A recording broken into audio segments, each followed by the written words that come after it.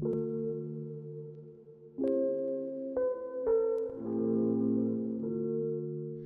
everyone, and welcome back to another Chit Chat with Cass. I am once again joined by my dad. Hello. What's up? We are back doing another Star Wars podcast. Today is all about Force Awakens. So as per usual, spoiler alert, spoiler warning for this whole movie, for any of the Star Wars movies. Don't listen to this if you don't want to be spoiled. Warnings, warnings. Good idea. Good idea. So before we dive into the movie, I thought that we talk a little bit about Force Awakens and like the hype around it, and how, for me personally, Force Awakens was a completely different Star Wars experience. Oh, it was. It was huge that it was coming back. We'd been hearing for years that, you know, it was possibly coming back, and that Mark Hamill had a trainer, and Carrie Fisher had a trainer. Yeah. And then it was like all of it started to be confirmed, and it's like, oh yeah, they are making a Star Wars, oh, they're selling to Disney, and Mark Hamill's going to be in it, and Carrie Fisher's going to be in it. Oh, by the way, Harrison Ford's coming back too. And everyone's like, what? Yeah, exactly. That was very exciting to hear. That was, and it was, this is, because Force Awakens is like the sequel trilogy, it's much different than the prequels. Like, obviously I lived through going to see the prequels in theater and all that jazz, but Force Awakens has a completely different storyline. The prequels, you know that the little kid's gonna turn into Darth Vader one day, you know he's gonna have a couple twins, all that stuff, but with Force Awakens, you have no idea what's going to happen. Yeah, see, that was the problem with the prequels. You knew what's a prequel? Who couldn't die. Exactly, yeah, you can't die. Oh my god, Obi-Wan's gonna die. No, he's not. No, he can't die. You know, Yoda, you can't die. Yeah. Bail Organa, you can't die. Exactly, and with this one, you don't know who might die. You don't know anything because literally because it's all new. Yeah, you don't know anything with any of it. But I remember starting to hear the hype, and then, like we said, the three getting casted, that they were coming back. Yes, and that's all anybody gave a shit about. Like, once they were cast, everyone was nobody cared about anything else. No, at that point. And I do have to say, a lot of us, myself included, really were hyped up for the Legends storylines because the three were coming back. And we don't get that. Not at all. We rewrote that. But that's for a different podcast for Cassie to rant about. But it was definitely a different experience. And all of the different theories that came along with it was totally different for me. Yes. Wasn't like the prequels. Not at all. But we were slightly hyped about it because you had gone down and pre-bought tickets, and then I did. Texted me at work a picture of the tickets. Yes, and I took time off work. I was like, no, I'm not working that day. I have to go get in line to go see Force Awakens. And all my coworkers were like, you didn't get me tickets? Yeah, exactly. I was like, sorry. I remember the day it opened. Our tickets were for the very first show on the Thursday night before. Because the theater was playing it early. They were playing it early, and I got off work. I told my boss, I said, listen, I work a shit ton of overtime for you. I said, Star Wars is opening tonight. I have tickets. I need to go. Have to go. And he actually said, oh, cool, go. Yes. So I drove to the theater to find out what they were doing about pre-seating. Yes, and they were like super cool because I went through that whole Twilight phase where you like did the midnight premieres and you were waiting out in the lobby, waiting outside. I went through all that bullshit. So I was actually pleasantly surprised, but they were like, oh no, you can just go in and take a seat. Yeah. Which makes so much more sense for fire codes. Because they were not having anything playing in that theater until the 5:30 show that night. You could just go in and sit. So I was totally relieved with that because I'm over midnight shows after the whole Twilight era of experience of sitting outside or in the lobby. It was ridiculous. Yeah, because I knew if you called them, you'd get the recording of what's playing and when, so I just drove straight to the theater. I walked in, I found the owner of the theater. Yeah, and they're super cool, too. And they're super cool at that place, and so I just said, hey, okay, we got tickets for the first showing. I said, what's going on? They go, oh, you guys can come down whenever. The theater will be open, nothing's playing before it, and you could just, like, take your seat. And we were, like, there was, like, 3 people in the theater when we got there, and we got to pick our seat at exactly where we wanted it. It was a perfect viewing experience. It was a very good audience, too. I remember that before the movie even started, though, and I'm always going to remember this, there were these 2 guys that were a couple of rows in front of us, and the one guy was clearly not as knowledgeable in the Star Wars universe as the other guy. And he's like, so if Han and Leia aren't still together, is Leia going to be with Luke? And his friend turns and looks at him and is like, this isn't Game of Thrones, what the fuck, bro? And he's like, oh, and the whole theater heard this, and he's like cracking up at this guy that didn't remember that the two were siblings. It was a good crowd. It was a good crowd. It was a good crowd. So yes, that was the different experience with Force Awakens. We saw it multiple times in theater. Days in a row. Multiple days in a row, and that Force Awakens is, I've seen it the most of any movie in theater. There was a couple other movies that I'd seen multiple times in theater, but Force Awakens has the top now. We had 4 times. Four times. 4 days in a row we went. Yeah. Because we went just... Processing We went everything. with Mom. Yep. And then we went back just us. And then we have the friends that wanted us to translate. Yes, and you had to sit next to her and translate. And then I translated for her. Of course, she translated J.R.R. Tolkien. Lord of the Rings. Yeah, it's kind of interchangeable, you know. I help her with Harry Potter and Star Wars, and she helps us with Lord of the Rings, so it's fair. Alright, so the beginning of this movie starts in space. Who knew? What a surprise! What a surprise. And then you go down to the planet of Jakku. Yes, I actually like when it does open and you see just the tip of that Star Destroyer across the like the silhouette of the planet. Oh, it looks good. Mm-hmm. I mean, any of the CG for the spaceships and stuff, there's no cartoon in this. Oh no, there this is shit is zero photoreal. cartoon. And I think we'll probably dive into it with some of the stuff later on, but this movie is, I think, a perfect example of how to use practical and CG, and it meshes beautifully together. Yeah, use the CG to enhance what you're doing.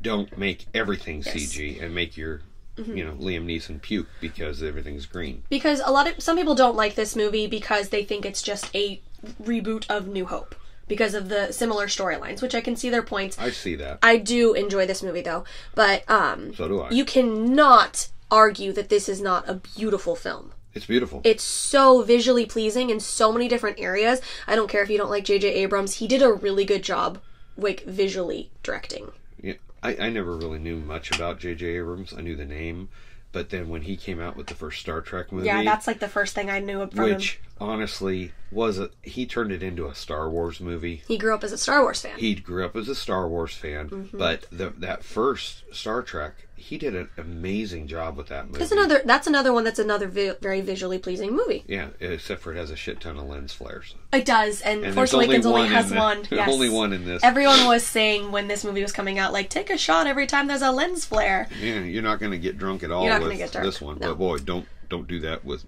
Star Trek. No, definitely not. But the one scene in Star Trek when the Enterprise comes out of warp and is going to attack the mining ship. It's very Star Wars-y. Those are not phasers. Yeah. Those are Star Wars lasers coming off the Enterprise. And so when they said he was going to do Star Wars, since that looks so Star Wars-y, I was kind of hopeful. Yeah, and he's already looped in with that group of people. Okay? He's already looped in with Steven Spielberg and George Lucas and Kathleen Kennedy. All those people, he's just a younger version in that group. He is. He's already looped in with that, so that gave me hope. Yeah, because it was a little weird. I was back and forth because the prequels had been so, hit or miss because of George Lucas doing it by himself. The fact that he was completely out of it was a little weird to me. It's okay, good, someone can edit him, but now he's completely gone. We've sold it to Disney, he's gone. Little weird. But they did good, because it ties back to the original stuff he did, so. But after he saw it, his comment to the press was, well, the fans are going to love it. That means he didn't like it. That means he didn't like it. That means he didn't like it. But to be fair, he approved all the legend stories, and now we're just ignoring those, so. I could understand that, maybe. I do. I understand that. It's the world he created, and people are now playing in it. It's his sandbox. He's very rich, though. People kicked him out and are playing with his sand. Mm-hmm. True. So as we're going down to Jakku is when we get to see the new stormtroopers as they are getting ready to land down onto the planet, and they are gorgeous. They're absolutely cool. They're so pretty and shiny. I still want one of those helmets. So, I got Vader, Boba Fett and a clone trooper in my shop. I even want And like a small one or something. Like, I just love the new helmets are so much better than the old stormtroopers. But they look like those cars. They do. That special car, the one that I said I wanted a stormtrooper car. Yeah. I don't remember what they are, but there's a car out there. You guys will probably know that looks like the new stormtrooper helmets. From behind. If you see a white one, it's a Kia, maybe? I don't know. I don't know what it is. But the lines come down through the tail lights, and it looks like a new stormtrooper helmet. And if Cassie gets one, I'm going to go out with red paint and put 3 red lines on it. Yes! That is a need. A need. Oh my gosh. So, down on Jakku is where you get BB-8's introduction. He is the main droid in this movie, which everyone was debating if he was going to try and be a replacement for R2, but he's not, in my opinion. He's very much a different character. No, I was afraid they were going to totally replace R2, and I mean, R2's very little in this movie, but how can you not love BB-8? Yeah. I think, and it's weird because, like, we're talking about droids that don't even have lines technically, but R2 is still, once again, the hero of the story and kind of a badass, and BB-8 just kind of reminds me, like, of a little happy puppy. Yeah, exactly. So, very different. Especially in The Last Jedi with the way Poe and him are. That's the relationship. It's just like a dog. So, basically, BB-8 is outside the village that Poe is having a meeting with.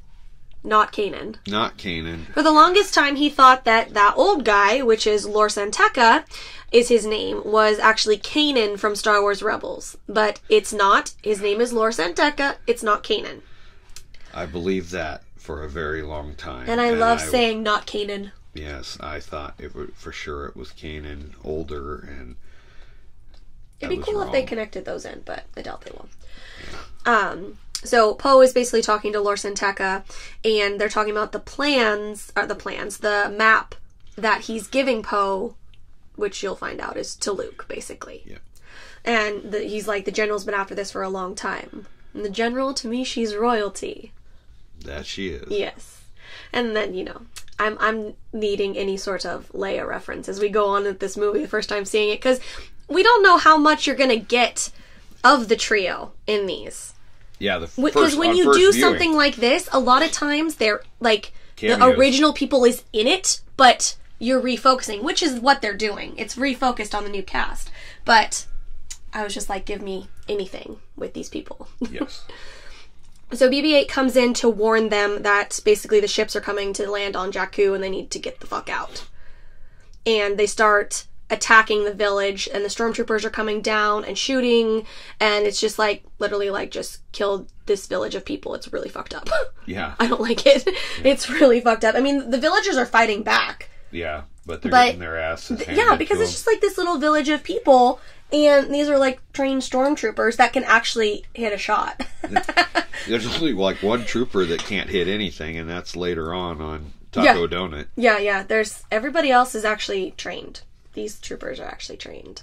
Yeah, they're more like the clone troopers. Well, yeah. They're more efficient than the original trilogy stormtroopers. Well, yeah, because I feel like they were just like random people off the street. Here, have a blaster. Good luck to you.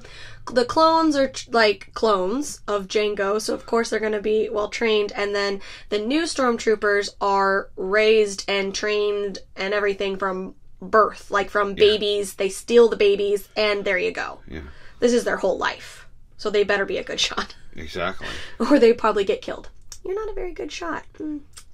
Boom. Yeah, seriously. So Poe is running to the X-Wing with BB-8, trying to get out, and they are getting shot at because the stormtroopers notice that they're trying to get away. There's a big X-Wing they're running towards. It doesn't exactly blend. No. Not at all. And you do get to see a flamethrower trooper. Yeah. In this village bit. Just like the first time you get to see him. They were in the video game for Revenge of the Sith. Oh, really? They had flame troopers when you were in the... Oh, they did have in the Jedi Temple, and you were fighting against them, and they were a bitch to fight against. Well, everybody assumes there was flamethrowers on friggin' Tatooine. Owen and Beru type of situation. Of course. But no one got to see it. Yeah. You assume. You can have a Lars barbecue. That's depressing. Have you ever heard that joke that Mark Hamill tells? That who's the hottest couple in Star Wars? Uncle and Aunt Beru. That's some fucked up shit. That's bad. I do like when Poe is in the X-Wing and he activates that gun that's down on the bottom side. Oh, to shoot back. Yeah. And it stops, turns around, and shoots behind you. You know what it's like? It's like the one from the Millennium Falcon. Yeah, because that happens when they're trying to leave. Empire. Huh? Empire. He activates the one on... Han activates the one and it shoots the guys setting up the cannon. That's true, but don't they do that when they're trying to leave Mos Eisley? When the troopers are coming in, doesn't the gun pop down to shoot at them too before they take off? I don't remember that. Oh, maybe I'm mixing up Empire. Because I do know it pops down. In Empire, it pops down underneath and shoots. But I like the idea of that because Luke could have used that in the trench when he was going in on the exhaust port. Yeah. You got Vader behind you. You can't shoot behind you. All of a sudden now the X-Wings have a gun that can shoot behind you. Upgrade. Yes, I like that. So the X-Wing, Poe's X-Wing is shot and it's like unusable. So that's when he gets out of it and gives the plans. I keep saying the plans. It's not the Death Star plans. The map to BB-8 and basically tells him. That's where people make the comparison to New Hope. Yeah, the map to Luke is the Death Star plans. It's the MacGuffin of the There's movie. a lot of comparisons. There's a lot, but I can live with it. Yeah, so can I. I like it. But Poe is like, you need to get away, as far as away from here as you can, and then like he'll come back for him or whatever. Just get away, go. And then Poe like has, I don't even know like the right terminology. It's like a rifle blaster. Yeah, it's a rifle, a laser rifle. Yeah. And so he starts taking down some of the stormtroopers because he's still kind of off to the side, hidden a bit, and is trying to like take down some of the troopers. And he gets quite a few. And then one of them that's injured, another one kind of comes up to him, and that's when you get the bloody swipes across the stormtrooper helmet. But you don't really get blood in Star Wars very often. No. We've noticed more blood. We have, now that we've rewatched. The original trilogy. But not like fingerprints across the white helmet blood. But like I said before, if you got shot through that armor, you're going to fragment. And, the laser blast would cauterize. Mm-hmm. But if it hit the armor, it could fragment through. Yeah, you're going to bleed. And you're going to bleed. Yeah. And when you get hurt, the first thing you do is grab whatever's hurt. Yeah. So you get it on your hands. Yep. It makes sense. So he basically, that trooper reaches up, swipes the blood across, and this is Finn's character, played by John Boyega. And you start to get John Boyega's fantastic acting through the helmet. Incredible acting. Because you can't see his face, but his body language is fantastic as his friend, friend, they grew up together, you have to assume. Yeah. And is dying in front of him, just wiped his blood all over his face. Exactly. And it's fantastic. And it kind of gets a little, like dizzy sense as he stands up and is looking at the fighting around him, the blasters going everywhere. It's just really good acting, I think, from John Boyega. There's lots of confusion. Confusion. And just, you can tell he's nervous. And he don't want to be there. He wants to be anywhere but there. No, exactly. Yeah. So then you get Kylo Ren's intro. Kylo Ren was a huge thing before this movie came out. Because everyone was like, who's Kylo Ren? Is it Luke? Is it Han? Oh my god. Everyone was convinced that Kylo Ren was Luke. Yeah. Even though it was openly said that Adam Driver was playing Kylo Ren, but everyone's like, well, that doesn't matter because the voice was someone else different in the Vader suit, and it was all that shit. But everyone was convinced it was Luke, and then there was the question if it would be a grandchild or who exactly Kylo Ren was. But that was kind of the deal with a lot of these new characters anyway. Oh, yeah. Because, yeah. There was the unknown. It was like seeing Star Wars in 77. Yes. You had characters that you really didn't know who they were. Yeah. And I think the only difference is, with it being a sequel series, everyone is like, who are they related to? Yeah. Yeah. Okay, you kind of look like Darth Vader. Are you related to Darth Vader? You, girly girl, who are you? You Jaina Solo? She's not, unfortunately. Or, like, Finn, are you related to Lando or Mace Windu? Because those are, like, the two black guys in the Star Wars universe. Yeah, I mean, just because he's black does not mean he's right? related to one of those guys. And that's what everyone was doing, which was kind of annoying, because it's like, I know you want to have that connection, but, like, he doesn't have to be related to one of those people. No. I mean, he didn't, like, look at his buddy bleeding out and walk up, what do we have here? Yes, you know, we didn't have that. I mean, come on. Lando. I love Lando, though. Lando's great. Next time. He should have been in this one. Yeah, he should have been in all of them. I don't know why Lando was not in this movie. Because Lando should have been in this movie. Billy D. Williams is still around. He is still as charismatic as ever. I don't know where they would have put Lando in this. I don't either. But he could have been at the Rebel base. I don't know if he would have. You know what I would have actually? I think I would have placed him either still working with Han, part of the crew that, you know, used to be a bigger crew, or at Maz's would have been a good place to pick up Lando. Yeah. And then in Last Jedi, Gandalf Bite.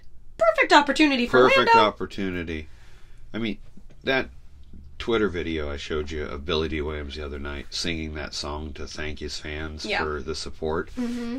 I mean, he's getting older, but he sounded great and charismatic as ever. I have a feeling in this next one he is going to just slide right back into that Lando Calrissian role. You know, and with Solo coming out, oh yeah, it's really pumped up the Lando character with Donald Glover. I think that's exactly why they're bringing him back. They're like, oh, people really like Lando. Let's people bring back love the Lando. original. I mean, he was great, and I have watched Solo a couple times since it came out on Blu-ray. And I have come around on my feelings on it. That initial viewing dislike, where I didn't think that Alden Ehrenreich, I said it right, where I couldn't see him becoming Harrison Ford, and I still can't. But I've put that out of my head when I watch it, and I'm just looking at his performance and being a young Han Solo, and I'm good with it. To be fair, I can't see River Phoenix turning into Harrison Ford either. You know, I can't Indiana either. Jones reference, if you don't know. Last Crusade. The only person I've ever said I could see growing up to be Harrison Ford is from Age of Adeline. The dude they got to play young Harrison Ford looks like Harrison Ford. He acts like him. They should have cast him. Nothing against Alden, because I think he did a good job. But no, he looks like Harrison Ford. No, go back 10 years and get... Alaric? I don't know his name. He's from Vampire Diaries, guys. I don't know his name. The first time I saw him was in Legally Blonde. Yeah, he's like and I'm going, holy shit, that guy looks like Harrison Ford. Yes. And it's so funny, there's an episode of Vampire Diaries where they make a reference to him being like Indiana Jones. It's great. Wow, we're really tangenting up. So, Lor San Tekka is brought up to Kylo Ren, and basically Kylo is asking where the map is to Skywalker. And I really like this interaction between them because it's just like, it's an introduction to the new bad guy, and you get like clues of who the hell he is and everything, because I know where you come from before you called yourself Kylo Ren. The First Order rose from the dark side. You did not. You cannot deny the truth. That is your family. And it's Max von Sydow. Yeah, he does really good. Who's a classic actor, which really is amazing that they got him, because he's always been a very expensive actor. And he's got a very small part, but he's very effective in the part. Oh, very effective. And I love that interaction between them. I love the whole... It's a great introduction to the new bad guy. I mean, he's kind of like... he doesn't make it because Kylo Ren slashes him to bits, but I mean, he's like the Christopher Lee and the Peter Cushing. Exactly. Right? I mean, that's like the same type of thing. The same thing. Like classical actor that's in it or whatever. But I love that introduction to Kylo Ren and the hints on who he is exactly. So then Poe is trying to shoot at the stormtroopers and Kylo Ren and all that stuff, and Kylo Ren freezes everything. Like, the blaster bolt is in the air, he freezes Poe, like, he can't move. It's a trippy effect, and it hasn't been shown in Star Wars before. The frozen laser bolt, I love that. Oh, I love it too. And it's kind of like shaking because it's like it's not fully it's in stable. mid-flight. Yeah. Yeah. And it's an energy bolt. Yeah. You know, holy shit. And the look on Poe's face as the stormtroopers walk him past it, he's like, what is going on? It's frozen in the middle of the air. It's a giant what the fuck. Yes. And believe me, if I saw it, it'd be like somebody shooting a bullet. And you you walk see by it, the bullet yeah. as it's frozen in air and shaking. You know, it'd be slightly turning from the rifling in the barrel. Yeah, but, exactly. You'd see it and it would be freak freaky. you out. Mm-hmm. Yeah. It's a great effect. I'm glad they did that. Yes. They try to like do a little bit more exploring with Force stuff with Kylo Ren, I feel like. Oh, yeah. New different things. So then the stormtroopers bring Poe over to Kylo Ren, and it's like, you know, who talks first? You talk first? I love the delivery on those lines. No, Oscar Isaac's delivery on that. Who talks first? You talk first? I talk first. It's really hard to understand you with this whole apparatus. Yes, it's very good, very good. And meanwhile, like, Kylo Ren just like totally reading him is like, oh, the old man gave it to you. And then that's when you get Phasma's introduction. Chrome Barbie. And she's asking about the villagers and whatnot. I like the armor. It's very cool. It's very shiny and cool. But I don't see the hype around her. She's the Boba Fett of this series. Yeah, so I guess you either love her or you hate her, because I don't care about Boba Fett. Because I have never really been that big into Boba Fett. I know a lot of people are. Yeah. I did think in the very beginning he looked great. He was super cool, super mysterious. Mm-hmm. And I think the same thing about Phasma. She is amazing looking. Yeah. And Gwendolyn Christie being such a tall woman. Yeah. And I've never seen her on Game of Thrones. I have, yeah. I hear she's a total badass she on is. that. Yeah. I'm not even caught up, but I know she is. But, you know, she's like 6'3". Yeah. And she just looks so imposing in that armor, and her voice coming through sounds so cool. Yeah, it's like a tinny effect of sorts, tinny echo that they put on her voice, kind of. And it's like, it's nothing against Gwendolyn Christie, because I think she's great, and like she does the character really good. I just don't, I mean, there are some hardcore Phasma fans. Oh, yeah. That like, she's the best character in the universe type of thing, and I don't quite go to that level. She is on my shelf with the other Star Wars girls in a glass set I got for Christmas, but she's just not. That friend of ours that we went to see The Last Jedi with, he is really all about into Phasma. See, that's another example. He's all about Phasma, and I'm just like, okay, she's okay. And I do have a Phasma shirt. Yeah. She's cool looking. I had told our friend that I had that shirt, and I ended up the day after we saw The Last Jedi, I had to take a picture of the shirt and send it to him, and he about had a conniption that I had that. That's so funny. So Kylo basically says to kill the villagers, and that's some more fucked up shit. Like, they're just gonna literally kill all these people, and no fucks given. All the stormtroopers raise up their blasters, except for Finn. He starts to, and then he puts it back down. And as they're dragging Poe up the ramp, he looks very upset that they're going to kill all these people, obviously. Yeah, he's not into it. Yeah, obviously. I mean, you got to feel a little guilty. He went here to get the map, and now they followed him here, and all these people are going to die. Oh, yeah, yeah. So while all the other stormtroopers are firing, Finn lowers his blaster and just kind of watches what's happening. Which in the long run probably was a mistake. Like, don't kill the people, maybe shoot the sand, or that's what I say every time. Miss, like, aim for a rock. I don't know, just like blend in. But I understand he's still very much in shock. He's very much in shock, and his body language is still pouring John Boyega, through. Yes, fantastic job. It's great. I mean, it reminds me a lot of Vader in Return of the Jedi. Yeah, acting through the mask. Acting through the mask. Yeah. Yes. I have zero complaints about any of the new actors for, like, the new generation. I love them all. I love them all. I don't have any complaints. None. Nope. Alright, let's see. So, they they fully blow up the X-Wing, and that's when BB-8 sees the explosion off in the distance, because he's still trying to get the fuck out of there as fast as he can, as a little volleyball across sand. And so he just continues to head out onto Jakku. And then they're going up to the ship and taking Poe inside of, like, what, the destroyer? It's a Star Destroyer. It's a Star Destroyer, right? Yeah. Yeah. It's just a new and improved, a new updated Star Destroyer, much more imposing than the original ones. Yes, and even like even Poe, when they get off the shuttle, is like, holy shit when he looks around. Oh, when he's in the hangar? Yeah, he's in total amazement. Yeah, definitely. And inside the shuttle, Finn takes off his helmet, and that's when you first see John Boyega, and he's still freaking out. He's still sweating, and everything he just saw. They just killed that whole village of people. Like, yeah. It's affecting him a lot. But he gets yelled at by Phasma for taking off the helmet. Who gave you permission to remove that helmet? Yes. Which is why she should have been made to remove the helmet.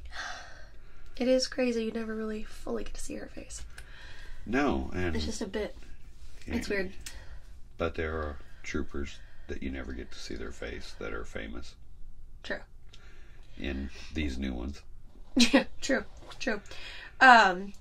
So he puts the helmet back on, and then you transfer into the scavenger introduction with her little not helmet. It's like goggles and a head wrap of sorts. I was looking at those goggles in the movie. They look different than the ones I bought for you. The ones that you got for me are just like a homemade version. They're like a cosplay of it. They're very close. They're just the material is a little different. Yeah. But it's definitely Rey's goggles. This is the first time I've seen the movie since I bought those for you. Yeah, I need to still use those in a video or something. But yeah, so this is Rey's introduction. When she was casted, I really wanted her to be Jaina Solo. One of the disappointments for me. I love Daisy Ridley. Daisy Ridley is adorable. Yeah. As Daisy Ridley, and she's a fantastic actress as Rey, and I've seen her in some other things, and she's just amazing. I love her. The weirdest thing for me is I find her to be a much more attractive woman as Rey. When you see her in interviews and stuff, and she's so smiling adorable. And happy, she's so and stuff. cute. She's super cute and stuff. She's but I so just adorable. love her look as she portrays Rey. Yeah, she's great. She's great. She's very great. I mean, it made me want to watch Murder on the Orient Express. She was one of the reasons. Yes, I was like, oh, Daisy Ridley's in that. I want to see it. I mean, I knew a lot of the other actors that were in it. Michelle Pfeiffer. Olaf. Johnny Depp's in it. The one chick that's like Olaf, who was constantly questioning Daisy about questions about the Last Jedi. Last Jedi. I love those behind the scenes. I love him. He was every Star Wars fan when they were filming that movie, because everyone's like, so who's Rey? You showed me those videos and I was just dying. He's fantastic. And like you can see like Daisy's trying to like keep her composure, like, I don't know. I wish I could remember his name. I just almost had it. Does it start with a J? Maybe. Oh, he was in IMDb. He was in Beauty and the Beast. Yeah, he was in Beauty and the Beast. He was, I was going to say Gaston's Gandalf. dude. I was going to say Gandalf. Gaston. Josh Gad. I had a J. Josh Gad. J. I went to the Adam Sandler movie with video games. He's in Pixels, isn't he? Yes. Yes. He's in Pixels. Yeah. He was the Wunderkind. Yeah. And he was really, really good in that. I'm a huge fan of that movie. I know a lot of people hate that movie, but I thought Pixels was just entertaining. It was a lot of fun. We're so random on this podcast. We are going all over the place, and we haven't even gone to the Star Wars Holiday Special yet. Oh, Jesus Christ.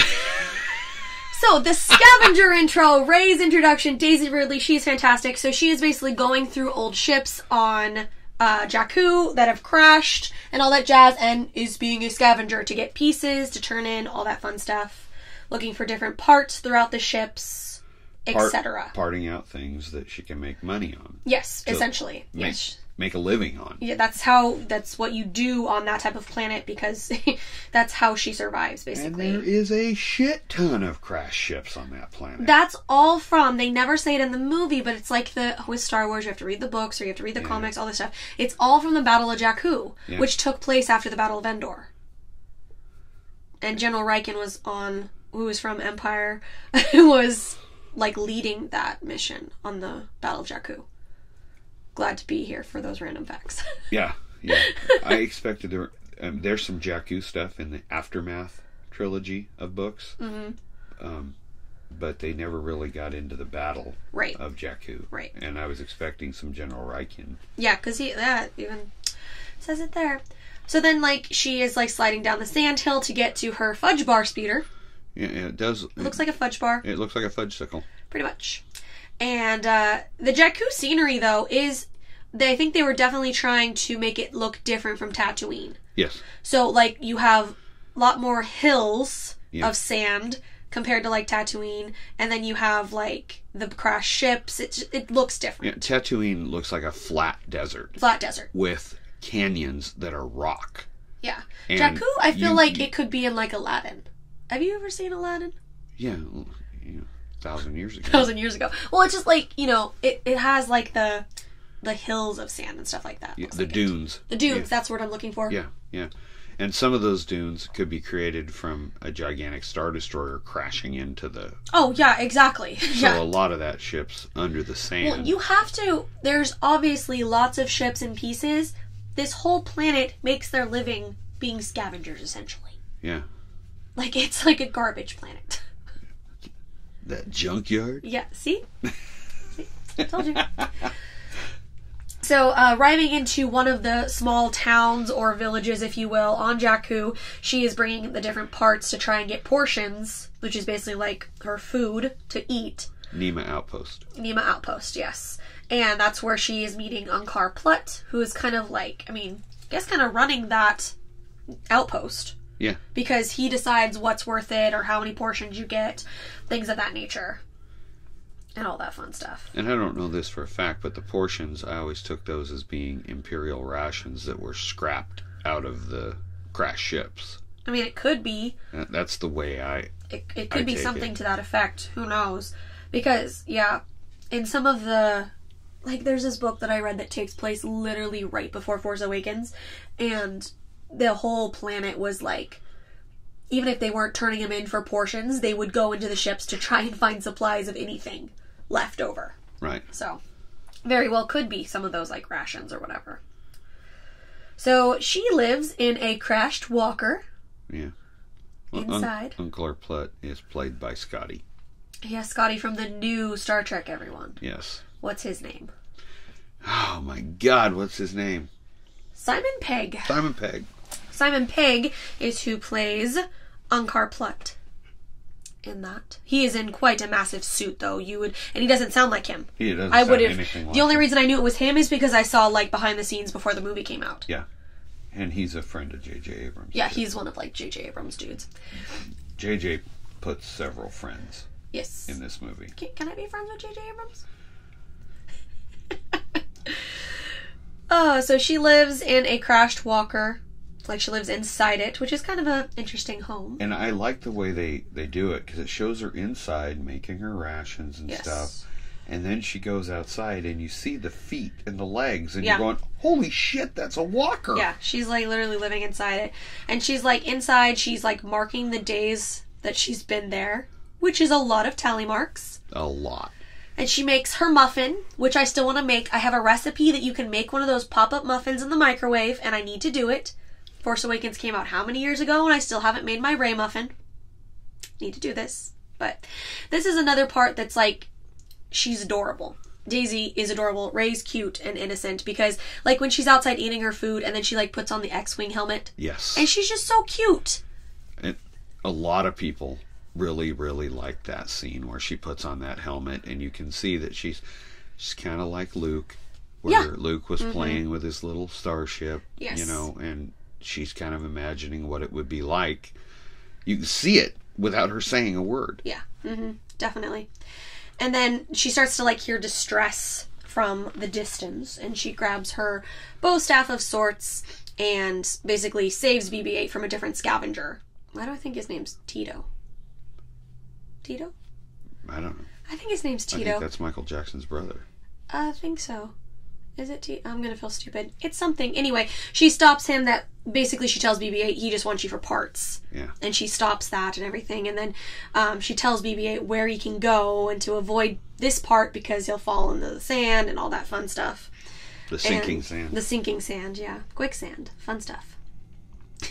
It's different than quicksand, because quicksand is a mix of mud and water, and I'm trying to go into the... I know, I was just going to say, grab the rope. Okay. Little Indiana Jones. Indiana Jones. Okay. And then you get some of the lines where, and a lot of people have to praise, and I did the same thing, like Daisy Ridley's performance with BB-8.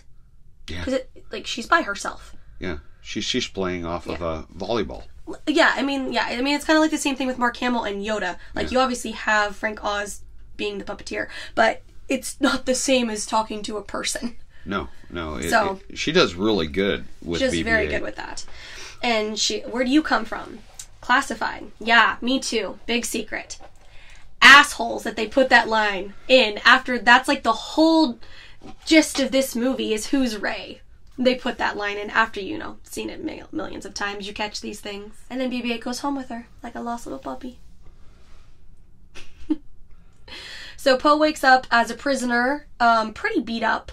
Kylo Ren does mention that, they were trying to get information out of him other ways, so they basically beat the crap out of him, and he didn't say anything. So then Kylo Ren came in to interrogate him and start to pull stuff out of his mind, essentially. Trying to figure out where they had the map going. And, Poe tries to resist, but there's only so much you can do. Yeah, when you're being force raped.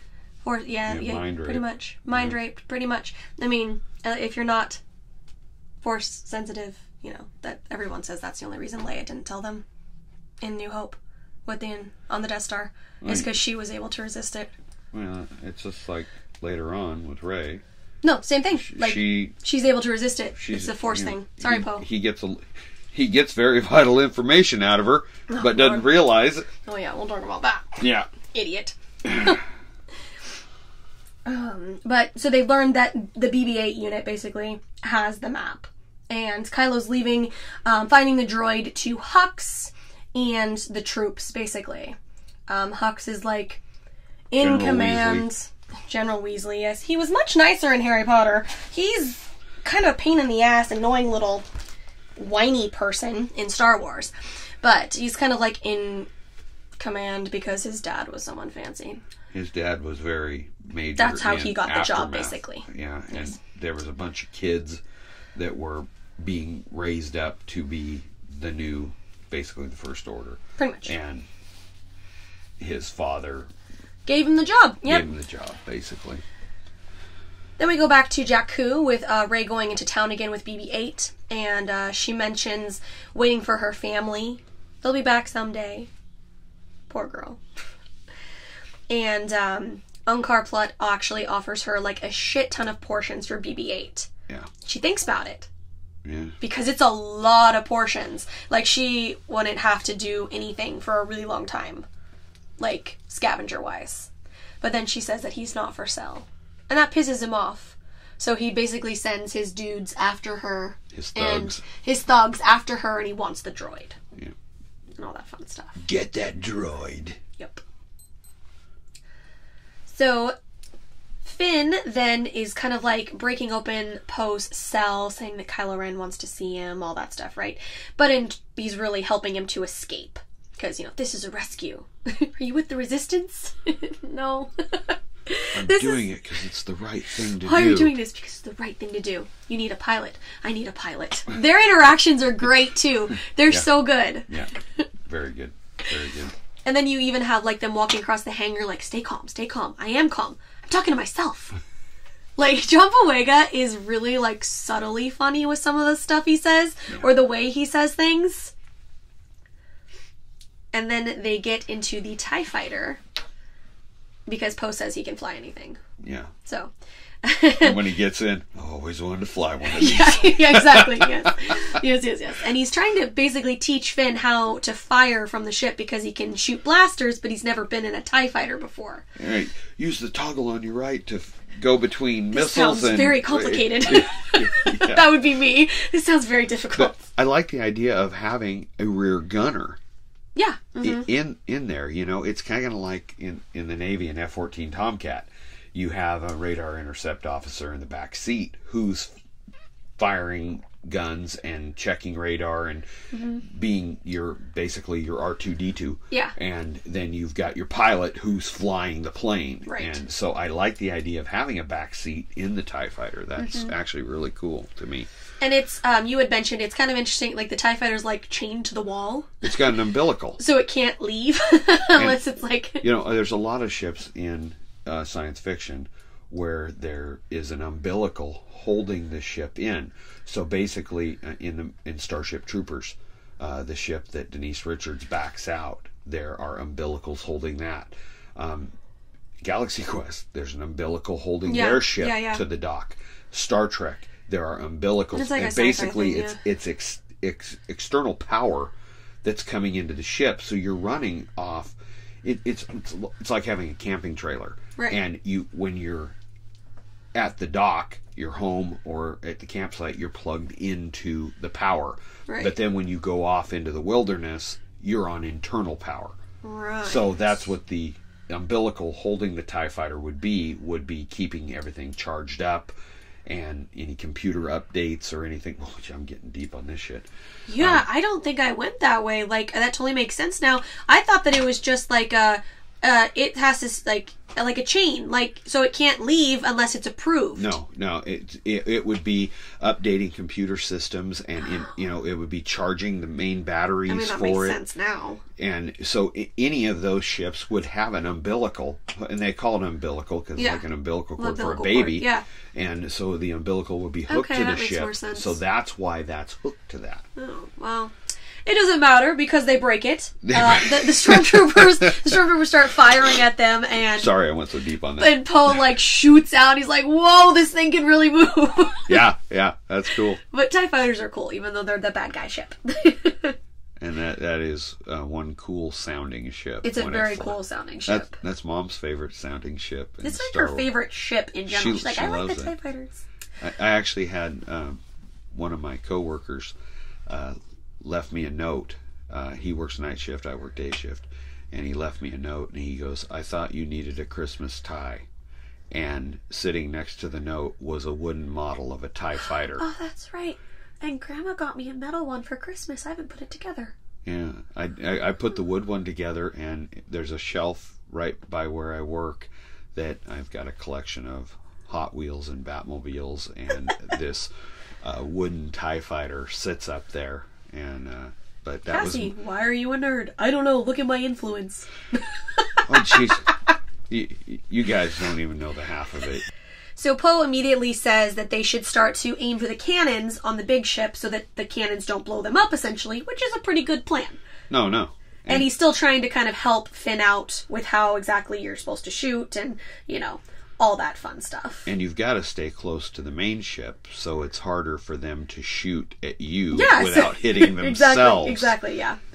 And Hux and Kylo Ren are talking about which trooper it was to help Poe escape, because at that point they know that he would have had to have help. Yeah. And so Kylo Ren immediately knows it's the one from the village. FN 2187. Because they kind of shared a look on Jakku after after Finn didn't fire the blaster. Kylo Ren knew that he didn't do it. Yeah. He didn't follow orders or whatnot. And we got the 2187, which was 2187. Yes. Princess Leia's cell number on the Death Star. What's one of the many Easter eggs, yes. But, I mean, to be fair, it's said differently, so... But it bothered me because I'm such a number geek, and I mentioned it's because it was said differently. No, they said 2187 instead of 2187. 2187. You go get him. I'll hold him here. I do like that part where, what's your name? FN 2187. FN, what? I'm just going to call you Finn. Finn, I like that. Yeah. There's some really great shots between them when they're both in the TIE Fighter that has to do with the camera. Like, it's clearly on a track that's, like, circling back and forth between them. Yeah. As, like, Poe is flying the ship and Finn's shooting. There's some very interesting and cool shots. That's, like, clearly... There's a lot of cool shots in this movie. Lots of cool shots. J.J. Abrams really did a good job with it. And Poe wants to go back to Jakku. Finn does not want to go back to Jakku. Why does everyone want to go back to Jakku? I need that on a t-shirt. And he's like, that droid has a map that leads straight to Luke Skywalker. Oh, You gotta be kidding me. Which is so funny when, like, you have to, like, think, like, obviously this is, like, a generation past. Yeah. So everybody, like, oh, it's a map that leads to Luke Skywalker. And everyone knows who that is. I found that amazing that the First Order would teach who Luke Skywalker was. Yeah. Later on, the Rebellion General? Yes. So, in that book I was just talking about that I read that took place right before Force Awakens, it mentions Finn's training with some of the other stormtroopers he knows, right? And they were trained and they learned about the Jedi and how some of their weapons could go against lightsabers. But they were also told that the Jedi are dead, so you don't have to worry about that. But Finn questioned, if the Jedi are dead, and why are our weapons fit against lightsabers? Which would be the baton. The baton that you later see. Yeah. And so I feel like that would have been part of Luke Skywalker was a Jedi, but he doesn't exist anymore. Or the Rebellion did do this, and they were the bad guys, which is totally in one of the books that's focused on Leia. Like, people talking about how bad the Rebellion was and everything. And how good the Empire was. The Empire is excellent. That's why I created it. Yes. Hello? Can't get away without the Emperor's voice. So they do get hit in the TIE fighter and they end up falling back to Jakku. That's quite the fall. Because they start, like, spinning out, like, above the planet. Not even in the atmosphere. Yeah, they're getting pulled in by the gravitational pull of the planet, but they're still outside the atmosphere. Mm-hmm. And Hux is talking to Phasma about Finn's history, like, as a stormtrooper. And he hasn't had any issues before. This is, like, the first time he's gone rogue, you could say, or whatever. Right. And you do get to see the little baby Finn on the holo screen is John Boyega's nephew. Oh, really? Yeah. A little random Easter egg. It's his nephew that's playing baby Finn. That's cool. Yeah. There's a lot of nephews in Star Wars. Yes. People are connected everywhere. Wedge's nephew is Ewan McGregor. Yep.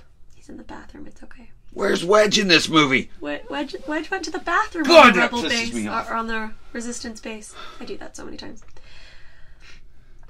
And then you are back on Jakku, and it's Finn waking up and standing up, and that's actually the first shot we ever saw of Force Awakens from the very first trailer. Yeah, is him standing up on the sandy looking planet, around and half stormtroopered but no helmet. Yeah, was the first shot ever. And you're seeing, and it was kind of a surprise to a lot of people that all of a sudden it's an African American. Yeah. That's standing there, half stormtrooper. Yeah. And you're like, whoa, what's happening? It was a great teaser trailer. Oh, it was very good because it was like a very intense moment the way he wakes up. It wasn't even... The look on his face, the way he's looking around, you're like, what the fuck is going on here? Exactly. It was a great teaser. Great teaser trailer.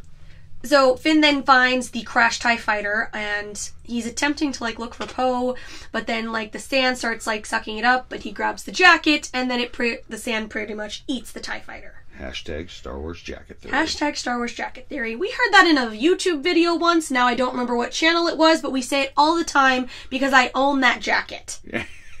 And every time I wear it, we're like, hashtag Star Wars jacket theory. And we don't remember who said it. So if by chance that random person is listening, thank you.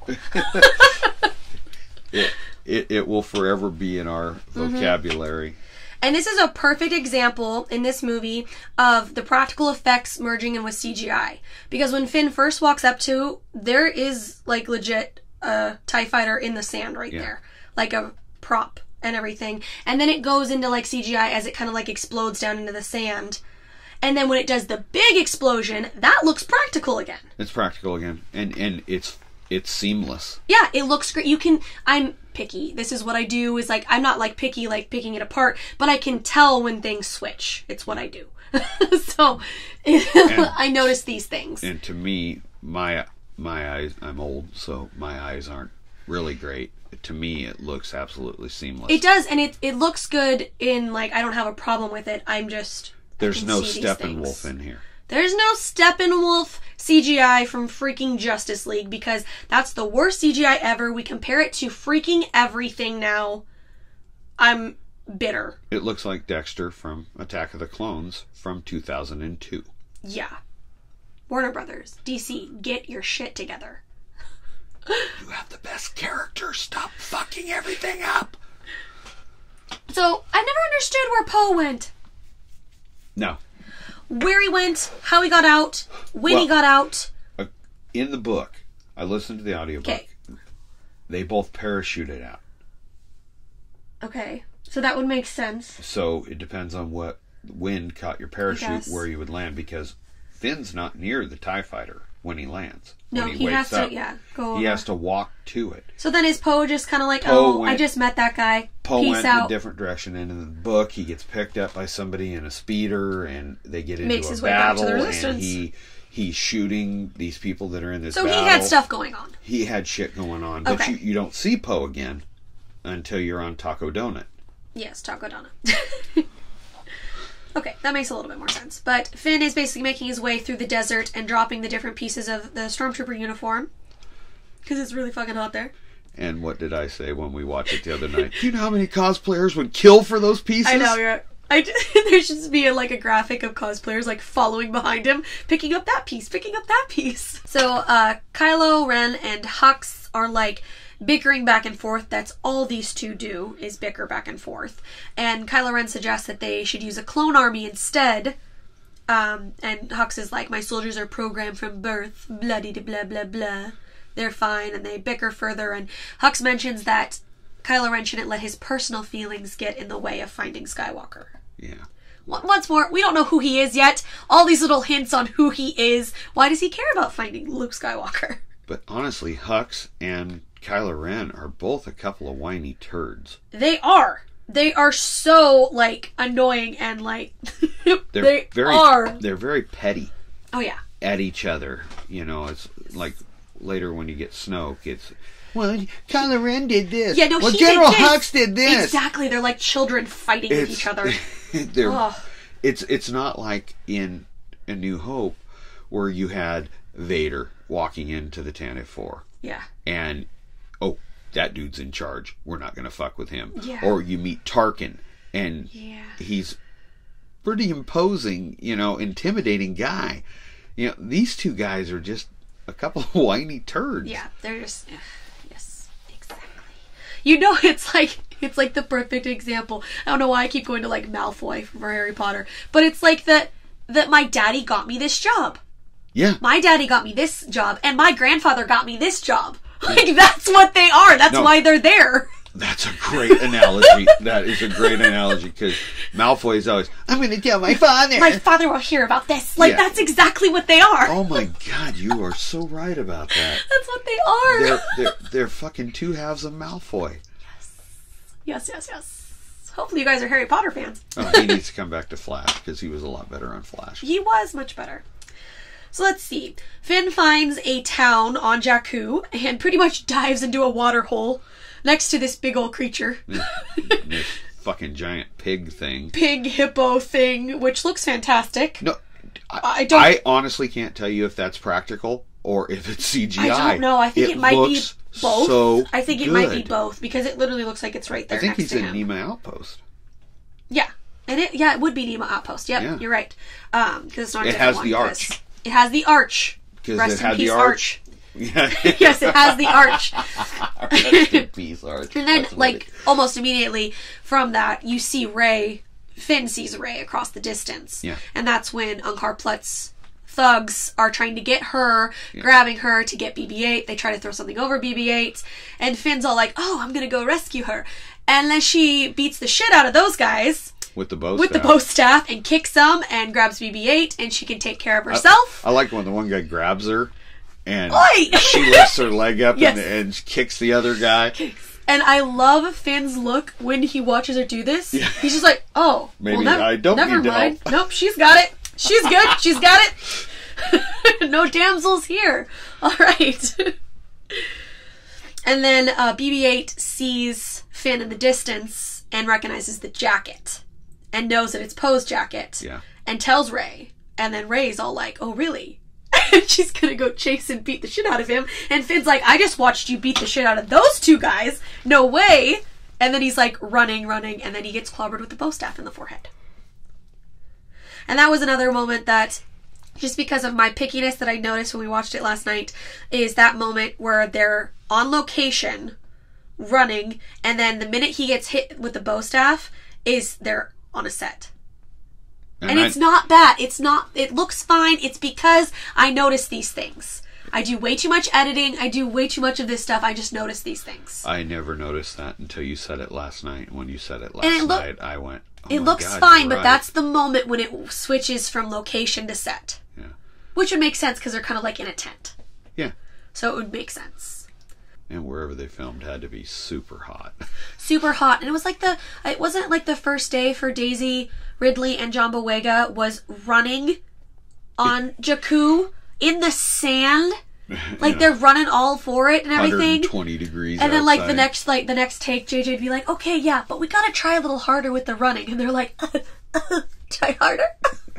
We gave it all we had. Oh my God.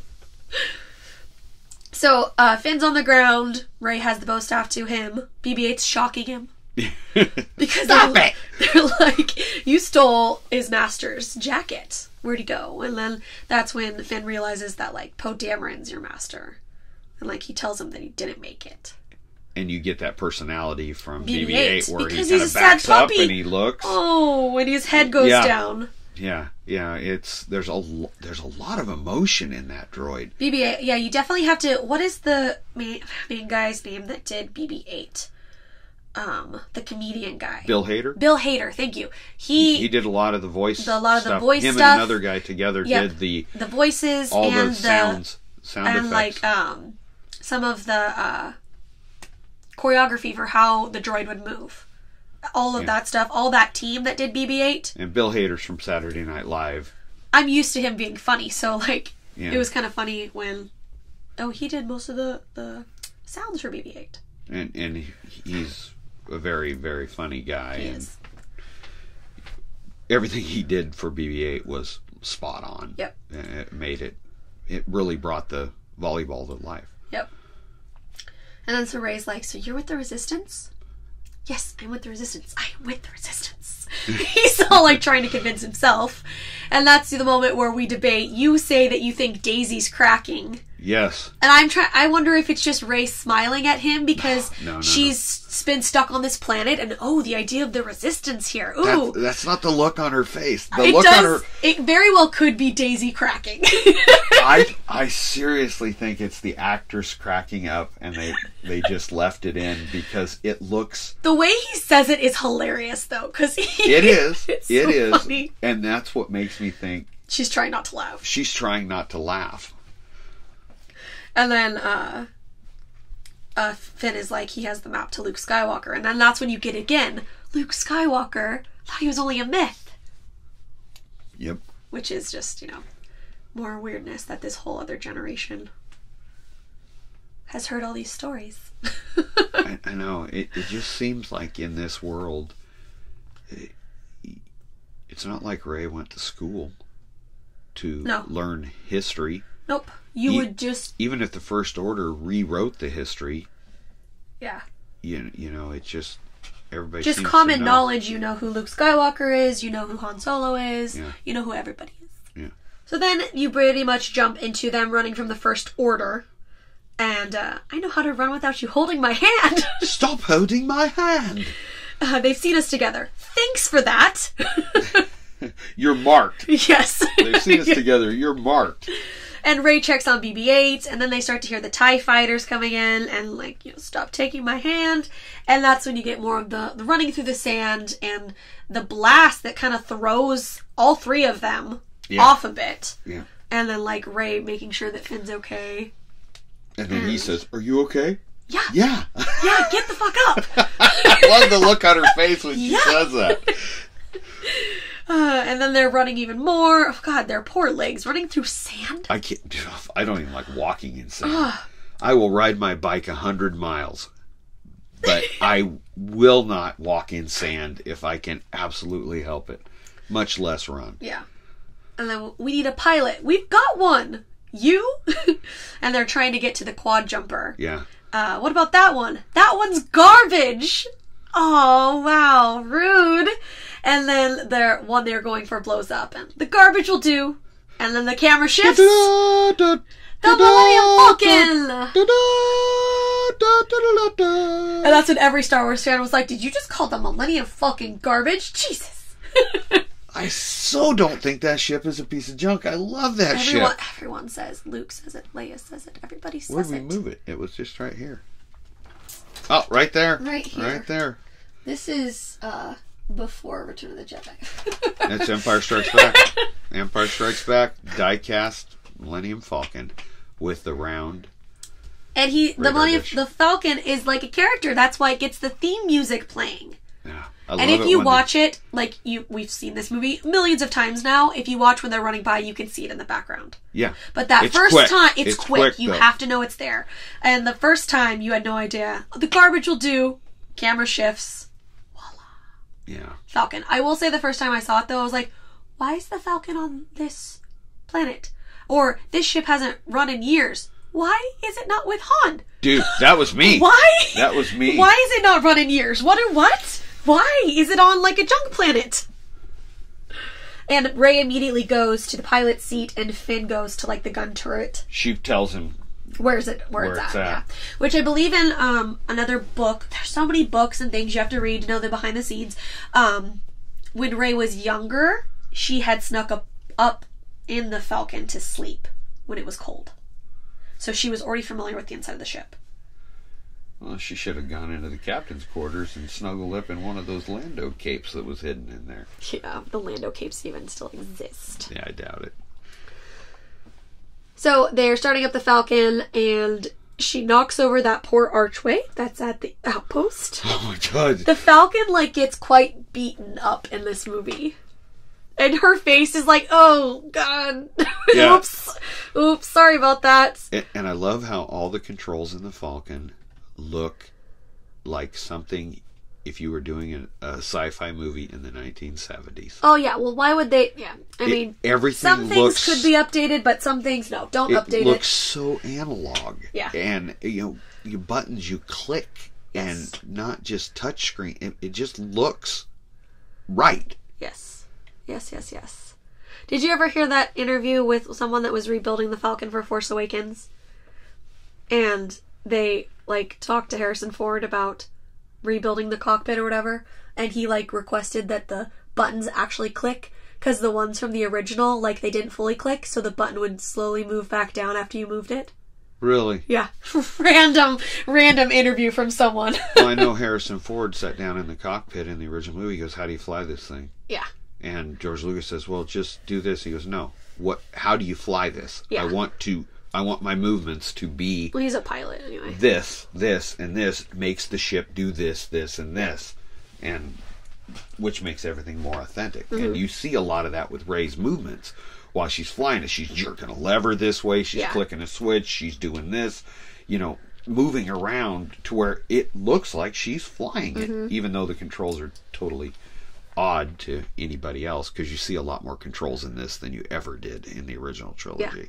Yeah. And in that same book that I read that took place before, there was some sort of crash ship that had a practice flight simulator. Simulator. Haha. And you could do a bunch of different ships. That's how she spent her free time, was practicing flying through that. That's why she knows how to fly. Huh. Makes sense. Yeah. So Unkar Plutt runs out, and that's mine! That's mine! And once again, I'm like, why is it yours? Why? So then they're flying through Jakku and avoiding the different TIE fighters that are now following them. And Finn tells them to fly low because it confuses the tracking on them. And BB-8's trying to hold on for dear life at that point because the Falcon's whipping around, flying through shipwreckage with that big-ass ship. No, thank you. And he sounds like every time he gets flipped around, he sounds like a bowling ball smacking a Boing, metal boing. dick. Yeah. Bong! I like the part where it's multiple ways. He shoots the things out to hold himself still. The cables? Yeah, the cables. Yeah. And then they end up going through some of the destroyers and the turret gets stuck. Yeah, when she goes in, are we doing this? Yeah. Finn down below, and that's my thought. Yeah, seriously, a no-go. I'm not flying through there. But the turret gets stuck, and then that's when she flies upside down so that he can shoot the TIE fighter. Yeah. With an angled right. It just angles right into the right position. So he can shoot. And you still have the 77 graphics. 77 graphics, yes. Yeah. True which story. are very basic, and they've updated the sound effects. But they're very for nice. the laser cannons. Yes. But I really like it because it's much more throaty sounding, much deeper cannon sound, and I really like the way they did that.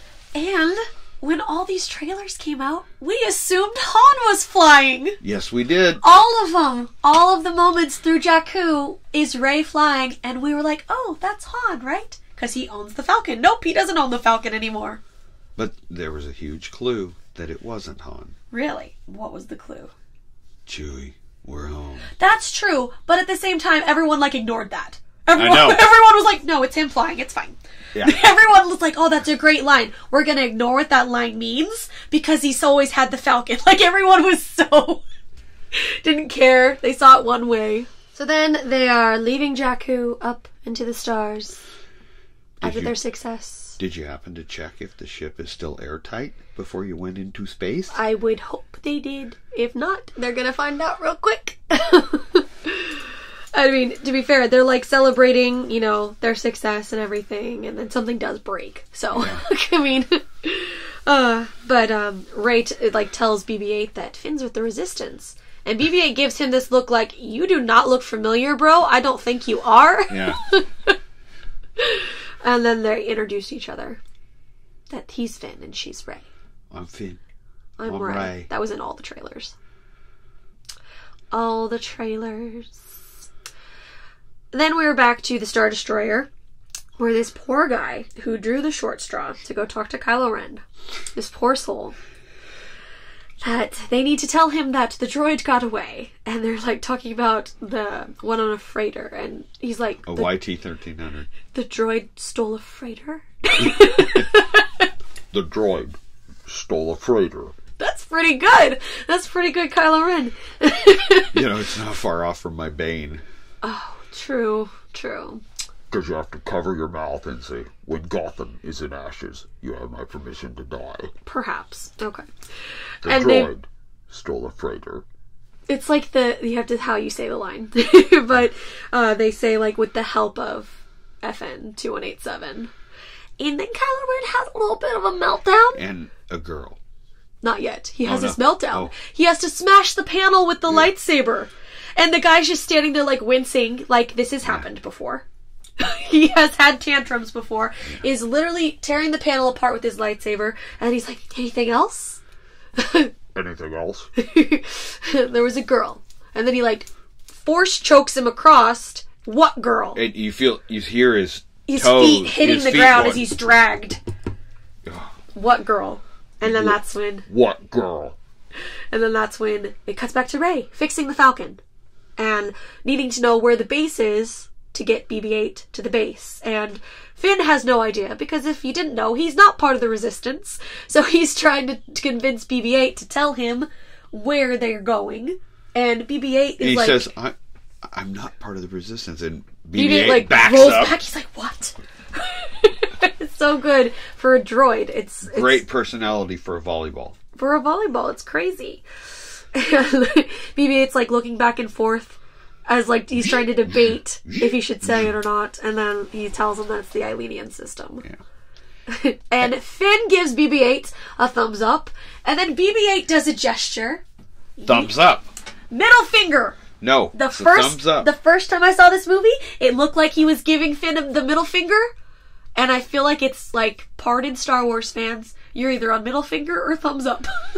Okay, anybody listening to this podcast, please comment on whether or not BB-8 is flipping Finn off, yes, or thumbing up. Yes. And then Cassie can tally it up later and say if I'm right or if I'm right. It's a middle finger. It's a middle finger.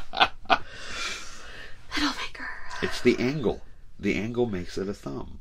I don't think it's... I just think the attitude of, yeah, good job. And he's like, yeah, fuck you. That's the attitude I got from it.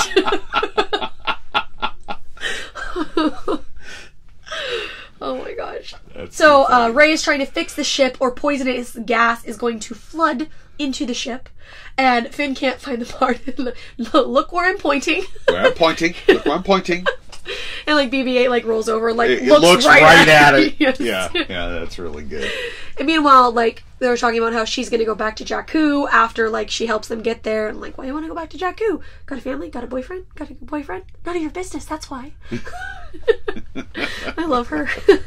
I love their chemistry. Oh, they are fantastic. And they're like super good friends in real life, which probably adds to how fantastic their chemistry is. I think their chemistry is really great together, and that's the one thing that really bums me out about The Last Jedi is there's very little There's not enough of them together. Yeah. And that was one of the highlights for me in this movie was the two of them together. Yeah. All the way throughout this movie, John Boyega and Daisy Ridley have great chemistry. They're very good. Yes, I agree. Definitely. And even like that last bit in like the end of Last Jedi when they like get back together, you're like, oh yay! I know, it's kind of a relief, you know. Yeah. You go, oh, there it is. There's the moment. You know, but you have it throughout this movie. And yeah. I really dig that. Yep. I mean, I like when actors have chemistry, because when they don't have chemistry, you just don't believe it. Yeah, definitely. Agreed.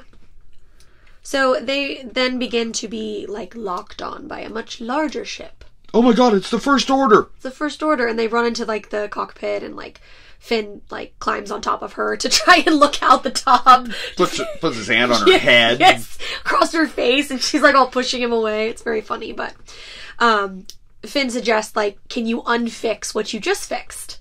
If they're being boarded, you know, let's fill the ship with poisonous gas.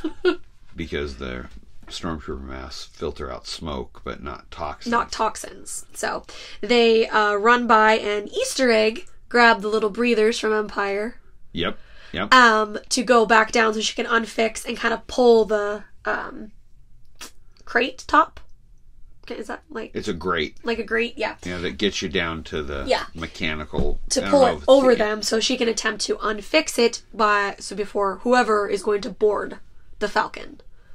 And then, of course, dun dun dun, it's Han Solo and Chewbacca. Chewie, we're home. Yep, that was definitely all the trailers. Every trailer. And my first thought was, oh my god, Han's got gray hair. Why does Chewie look younger? He got some highlights. He had his hair did on Kashyyyk. Honestly, if I'd have been doing the movie, I would have put a little gray in his hair. But to be fair, Wookiees age differently, he's though. 200. He was 200 years old in Star Wars. He was 190 in Solo. So he's now, what, 40 years older? Yeah, but because like Wookiees live so much longer, like he's like 200 years old at the start. Think about the time from the start to this is really nothing in a Wookiee's life. That's true. I would have. That's like a couple years. I would have put just a couple gray highlights. He had some highlights done. He's fine. He's living his best life. No, but the Chewie outfit looks great. Yes. And Jason Sudeikis does a great job. Yes. As Chewbacca. Because he worked with Peter Mayhew, who is also partially in the Chewie suit in part of this at the end. But that's you can tell when he's in it. That's the point. Is he worked with Peter Mayhew, so in turn he can continue Chewbacca, and he does a fantastic job. Yes, he does. Very good. And you know, Harrison Ford came back. Thank God. Who thought that was going to happen? I think I had a heart attack when that news launched. Harrison Ford coming back for new Star Wars movie. I'm sorry, what? What type of loan did Disney have to take out to pay him to come back? Probably made Robert Downey Jr.'s latest Iron Man check look like nothing. Could have been. And him and Callista now have 10 more ranches in Montana or something. Something like that.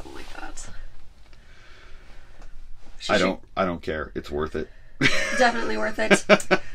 So they start like checking out the ship because they haven't been on the Falcon in years, which makes me annoyed, but whatever. No, that annoyed me too.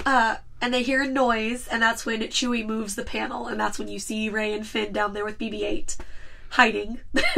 Where's the pilot? I'm the pilot. You can understand that thing, and that thing can understand you too. I love the way he says it. And that thing can understand you too. Yep. And they climb out and everything, and Han is asking where they found the ship, And, like, he's so outraged that it was on Jakku. Jakku? That junkyard? Yes. And, like, and Rey's listing the different people that this person stole it from this person, and this person stole it from this person, from Duquesne, and there's Angkor Plat, Yeah. It's been through a couple hands over the years. And then he's like, you can tell him that Han Solo stole back the Millennium Falcon for good. You're Han Solo! This is the Millennium Falcon! And she's, like, totally fangirling at that moment. Yeah. This is the ship that made the Kessel Run in 14 parsecs. 12 parsecs! 14. Han Solo, the rebellion general? No, the smuggler. Wasn't he a war hero? And Chewie's like, I don't know. The reaction of Chewie is really great right there. And see, once again, that's two different sides, though, to history. Because, the rebellion general. And she's like, no, the smuggler. Exactly. Which would make much more sense for a scavenger to know about the smuggler than the rebellion general. And the stormtrooper would know about the general. Yeah. Yes. Yeah, so that makes sense. Yes. And then you get Han back in the cockpit. Where he stands there with his hands on the seats, and he's just got that smile on his face.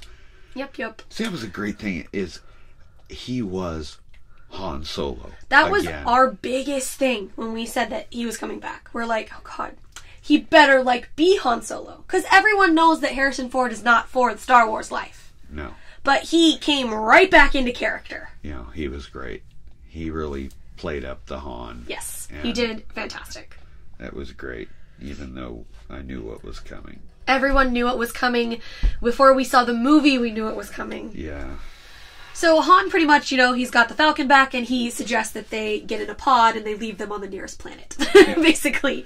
And they basically tell him that they have to get the droid to the Resistance, that he's carrying a map to Luke Skywalker. And Han stops. Dun, dun, dun. Like, he could have maybe mentioned that he could text the Resistance leader to help them out. But nope. Had to mention Luke first, and he, like, pauses, and, like, you are the rebellion general or whatever that fought with him. And he's like, yeah, I knew Luke. And then they kind of, like, do they, like, hear alerts or something? And they leave the Falcon to go into, like, the hangar of the bigger ship or whatever to look at the screens, and they're like, we're hauling Rathtars or whatever, the huge creature things. They hear the sound, and he says, yeah. Maybe a Rathtar got loose, or I hope a Rathtar didn't get loose or whatever. And, You're hauling Rathtars? I'm hauling Rathtars, yeah. How'd you manage to get aboard? Used to have a bigger crew. That's not good. Yeah. That's not good at all. So then you have the Guavian Death Gang showing up for Han. Yeah. And Finn and Rey are told to, like, hide underneath, like, the hallway that they're in, basically. And BB-8's going to stay with Han. And Kanji Club. And Kanji Club will show up as well. Yes. Yeah. So it's basically Genghis Khan and Paul McCartney. Okay, I don't know what that means, but sure. Genghis Khan was from history. Okay, sure. And he kind of looks like the leader of the Guavian Death Gang. And the other guy, he's Scottish or Irish. He's Scottish, I think. But yeah. What are you going to do? Talk my way out of it like I always do. Yes, I do. Every time. See, that's like right back into like Han Solo. Thank you, Harrison Ford. Thank you. Thank you. Yes, I do. Every time. So the two groups like loaned him like $50,000 for the job with the Rathtars or whatever. To get him for King Prana. Yeah, to get them. And like he was going to screw one of them over. I don't know which one he was going to screw over, but one of them he was going to screw over. And this whole time that he's having this conversation with the Guavian Death Gang and Kanji Club, Finn and Rey are like still hiding underneath. Yeah. Basically. And then they get the really good line where it's like, have I never delivered before? Both sides are like, yes. And Chewie nods as well. And he's like, what's the second time? It's really funny. Chewie's little He's like, his nod shit. was really, really funny. And that's when that BB unit, the First Order, is looking for one just like it. And 2 fugitives. And they stop crawling. Underneath, they're like, oh shit, we're fugitives? So underneath, like, Rey and Finn try to close the blast doors with the fuses. By resetting the fuses. And, like, it goes off and you hear doors open instead. And, like, you get the, I've got a bad feeling about this. Yeah. From Han. And then, oh no, wrong fuses. And that's when, like, the doors open to the creatures, and the Rathars open, and they're, like, running down the hallway, because these big old creatures are there. Roly death balls of tentacles. Yeah, roly death balls of tentacles. There you go. Definitely. Han and Chewie start running. Han punches a guy. Yeah. Which for the longest time we were like, oh my god, Han Solo's never punched anybody before. Then we watched Empire Strikes Back. We're like, oh, he just punched Lando. Never mind. Never mind. He was like half awake and he punched Lando. But when you see Harrison Ford running down a hallway with a big roly ball behind him, it's a callback to Raiders of the Lost Ark. Is it? Is it though? I think so. Finn and Rey climb up out of the tunnel and they're like running and they run right into a Rathtar. And, like, one of them grabs Finn, like the tentacles, or whatever you want to call it, grabs Finn. But luckily, Rey to the rescue finds, like, one of the monitors and was able to close a different blast door, chops off the tentacle, and gets Finn free in that little bit. Yeah, and I like her line. That was lucky. I was lucky. Han and Chewie are trying to get back to, like, the hangar where the Falcon is. And Chewie gets shot, which is like a massive, like, sad puppy noise when he gets shot. Oh, it's horrible. Yeah. We've never heard a Wookiee noise like that. Yeah, don't do that. And Han uses the bowcaster. And he's like, wow. I like this thing. It's, like, really strong. Finn and Rey running back to the Falcon, and they kind of, like, meet up with Han and Chewie as everyone's getting on board. We're abandoning the big ship. Yeah. Get on the little ship. We're abandoning the big ship. Han turning on the Falcon, and Rey being the co-pilot. You can use a co-pilot. I've got one back there. And, like, Chewie's, like, moaning in pain because he just got shot. And Finn's trying to help him.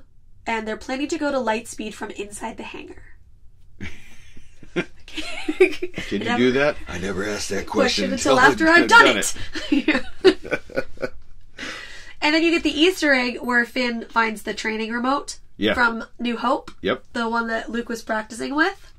He's like looking through a med kit. Bandages, something. To fix Chewie. He just lifts it up real quick and then puts it down. And the Falcon, like, jets off and away. And those guys that are standing behind it. What? You don't know how a ship works? No, like, shit. Move!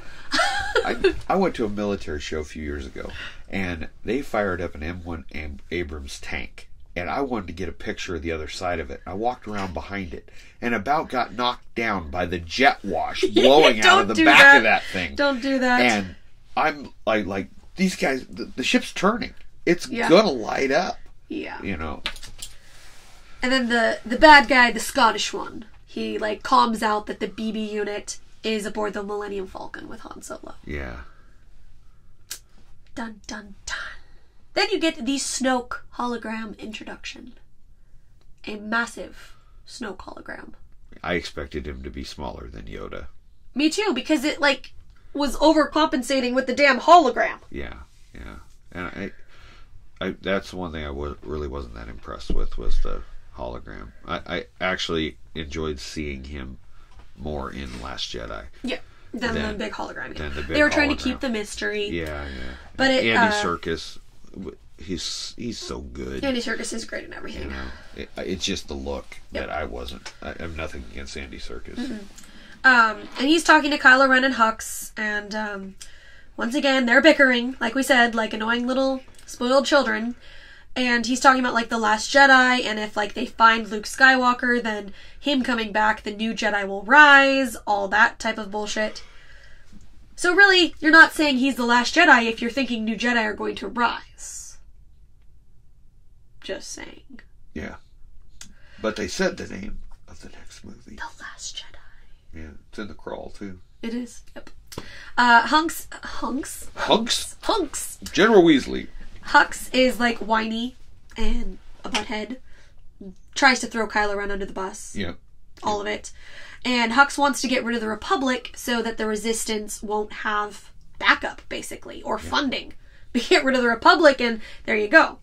And he basically gets approval from Snoke to do so. Which this movie has so many questions left, and they didn't explain it. Like, why is Snoke in charge? Where did he come from? Who is he? Oh, the Emperor's in charge? That makes sense because he's the freaking Emperor.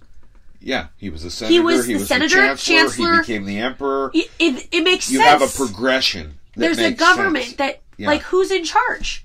Like, Yeah. who is he? And we still have no answers for that. And he's dead. And he's dead. I don't understand. I was just like, why are they answering to him? Because it doesn't make sense. Still doesn't make sense. No, for as much as I love this movie, that's very true. And I don't know if we can put the blame on this movie because there was supposed to be so much mystery. That should have been answered in Last Jedi. It should have been. And it wasn't. So I don't know if that's Force Awakens' fault. I mean, I heard people saying that he was Tarkin. Oh, there was everything. He was Tarkin. He was Vader. He was Mace Snoke. Windu. Snoke was everyone. He was Darth Bane. He was freaking Anakin's twin brother. You ever hear that one? No, I never heard that Oh, one. yeah, because Anakin was a twin, but they took they left Anakin with Shmi, and the other one went off somewhere. And that's why, like, he's Vader's brother. Yeah, there's just... many theories. I would have liked to have had an explanation. And you get nothing. But it's all, for this movie, it's all about the mystery. But There's a lot of mystery that we still have after Last Jedi. yeah, Last Jedi was supposed to tie up some of those ends. Hopefully, J.J. Abrams will tie up those ends for the third one. Snoke tells Kylo where the droid is. That is in the hands of your father, Han Solo. Yep. So that's the, like, I feel like that's the confirmation of who he is. But some people were like, we still don't know who he is. We don't know for sure who he is. Do you think that he, like, what horrible luck to hook up with some other chick that also has Jedi family lineage and your son turns to the dark side? I'm pretty sure that it's Han and Leia's kid. But some people weren't convinced by, your dad is Han Solo. In the hands of your father, Han Solo. He means nothing to me. Sure. He means nothing to me. Sure he doesn't. Snoke mentions how he is also like the master of the Knights of Ren, which we also don't have shit for. We don't have shit for. Once again, another thing they have to put into the next one. Yeah. We don't have anything with that. I haven't even heard of any books or comics that cover that. If you guys know any, let me know, because I don't know anything about them. I always thought it was the Knights of Ren Stevens. Even Stevens? Even Stevens. Awesome. Yeah. Yeah. Han Solo's other kid. Yeah. So the Falcon is having like an overload, and Rey and Han are trying to fix it at that point. And Finn's still in the back trying to help Chewbacca, and like Chewie's like screaming, and he like scares BB-8 away. Yeah. It's like the mouse droid on the Death Yes, Star. exactly. Yes. And Rey ends up fixing the Falcon she bypassed the compressor. I bypassed the compressor. And like Han just looks so unimpressed. Yeah. Move, ball. Yeah. That's great. Then they're in the back of the ship, and like Finn turns on the Dejeric table. Rey says that Finn is with the Resistance and she's just a scavenger. Yeah. As they're properly introducing. And like talking to Han about getting BB-8 to the Resistance, and they want to like Han wants to see the map. Yeah. At that point.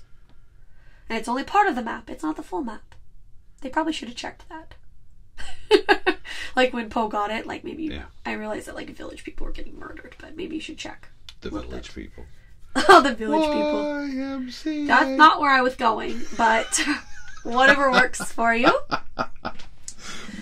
And that's when you get like Han's talk about the Force and Luke and the Jedi, and you know, it's real, all of it. It's real. All of it. And then like, why did Luke leave? He was training the next generation of Jedi. One boy turned on him, Luke felt responsible.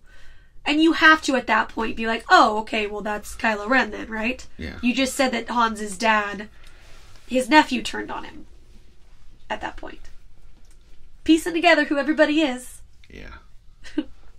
Kylo Ren's the only connection. And then you get those that knew him best thought he went looking for the first Jedi Temple. Which you would have to assume that Han and Leia would have an idea of where he went. Those that knew him best, that's who he's talking about. Yeah. Even though he's trying to distance himself from the story from an outside perspective. Right. We thought that he probably went here. Yeah. We just don't know where here We don't know where here is, but he probably went looking for this. We know the destination, we just don't know where the destination is. It's a big galaxy. And then Han takes them to Taco Donut. Taco Donut. I didn't know there was so much green in the entire galaxy. That's a sad line. It's a sad line, and the wonderment in her face when she says it. Daisy's once again amazing. Amazing. So, Finn talking to Han about the Resistance. Solo. Did you just call me Solo? Sorry, Mr. Solo? Han? Mr. Solo? You got another problem. Women always find out the truth. Always. And Finn's just like, shit. I'm a big deal in the Resistance. Okay, right, big deal. He tries to be so badass, and Han's just like, whatever, dude. Even earlier when he says he's with the Resistance, the look on Harrison Ford's face is just like, you're full of shit, buddy. Yeah, you're very important in the Resistance, okay. Oh, God. It's probably pretty awkward when he later found out that he was, like, bullshitting the leader of the Resistance husband. Yeah. That's hilarious. Shit. Oh, my gosh. So Rey is, like, outside, like, taking in the planets. She's always been on Jakku. And this is a very different, pretty planet. Green and water and all that beautifulness. And Han gives her a blaster. I think I can take care of myself. I know, that's why I'm giving it to you. This is a great line. You know how to use it? You can pull the trigger. Well, there's a little more to it than that. And then Han offers her a job. Which is exactly like him telling Luke. You're good in a fight. We could use you. Yeah. Same thing. I mean, Rey's supposed to be like the Luke character anyway. Chewie kind of likes you. I wouldn't be nice to you. Yes, I know, right? Trying to be all tough and mean. It doesn't pay much. And she's like all smart. You're offering me a job. But she has to go back to Jakku for whatever reason. That is nothing, apparently. For future reference. Going to meet Maz. Maz Kanata. Mozzarella Canada, as you like to say. Mozzarella Canada. Maz Kanata. So going into the bar, I guess you should say Mozzarella Canada. How's it going, eh? So when they go into the bar, we both say it's like very fast movement. It's too fast. You have a perfect cantina scene where you can show some really cool stuff, but you're going through it so fast you just can't focus on There's anything. a lot of work that would go into that. Like there's costumes and all this stuff, and you miss it because it kind of blurs. Yeah. I mean, Warwick Davis and his daughter are in there somewhere. I have no fucking clue where. I look for short people every time to see if I can figure out who they are, but by the time you go by somebody, you're already to the next one. Yeah, yep. And it, like, the camera's like really zooming in on Maz for her to be like, Han Solo! Yeah. And everyone's silence. That's when you're like, shit. Because everyone in that bar is going to know who you're named too. And now it's the question of, do they know you as the smuggler, the rebellion leader? Like, which one is it? Exactly. And the look on Han's face is, oh, shit. Exactly. Where's my boyfriend? Chewie's on the Falcon. I like that Wookiee. My mom loves Maz so much, and she loves that line so much. Maz is great. A great use of motion capture effects for Maz's character. Very much so. And Lupita Nyong'o. Nyong'o, I think it is. Lupita Nyong'o. I love her. I love her. Her motion capture acting and her voice. Yeah, her voice is so good for it. Great. So good. That.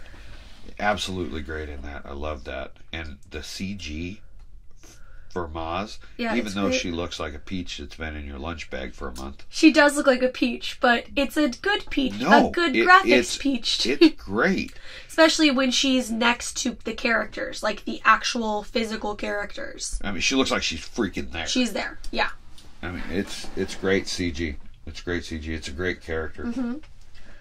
And within the bar, a droid calls the Resistance to say that they've located the BB unit. Yeah, and at the same time, a First Order spy says it as well. Yeah, the microphone mouth droid. Droid says it. And then the chick where she's like, Nikundum, whatever. I really like her language. And she's hanging out with the big, burly alien dude. Yeah. That looks like a practical effect. Yeah, it looks like a suit. Yeah. Yeah. Which I like. I mean, he kind of looks like Jabba. And Jabba was a thing. Yeah. So, Kylo Ren on the destroyer talking to his dead grandfather's helmet. Yeah. Did we take the head out first, or did we just take it with us? You know, there's a lot of things that appear in this movie that you gotta wonder. You know? Yeah. It's the melted helmet of Darth Vader. Yeah.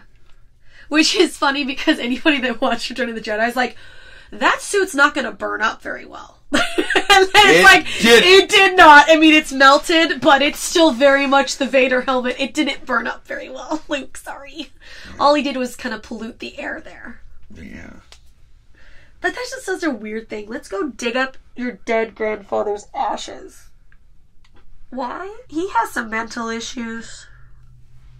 Kylo Ren does. Well, he's trying to live up to the legacy of his grandfather. Oh, yes. This is very, very big. And I think the big thing is with this storyline, which they don't really say in Force Awakens, but with all the books and everything, I believe it makes it seem like no one told him who his grandfather was, which is so fucked up. I don't like that story arc. I don't like that Han and Leia would just hide, Han, Leia, and Luke would hide that to when later on, as a teenager / adult, he finds out that Darth Vader was his grandfather. Yeah. I don't like that storyline. There's a lot of questionable things that they did with this sequel series, like with Han and Leia's characters and Luke, that is questionable. There is. Back with Maz, Han's all like, you need to get this droid to Leia. She's like, no. You need to go home. I love her so much. And he's like, Leia doesn't want to see me. Once again, me in the theater, I'm like, that's great. We keep talking about Leia and the General Organa. Can we, like, see her already? Han, Mabuki. I know. Go home.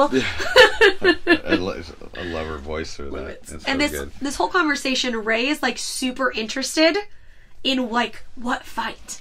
Like, what's going on? Like, she's, like, all interested while she's eating that weird-ass fruit. And Finn is like, no.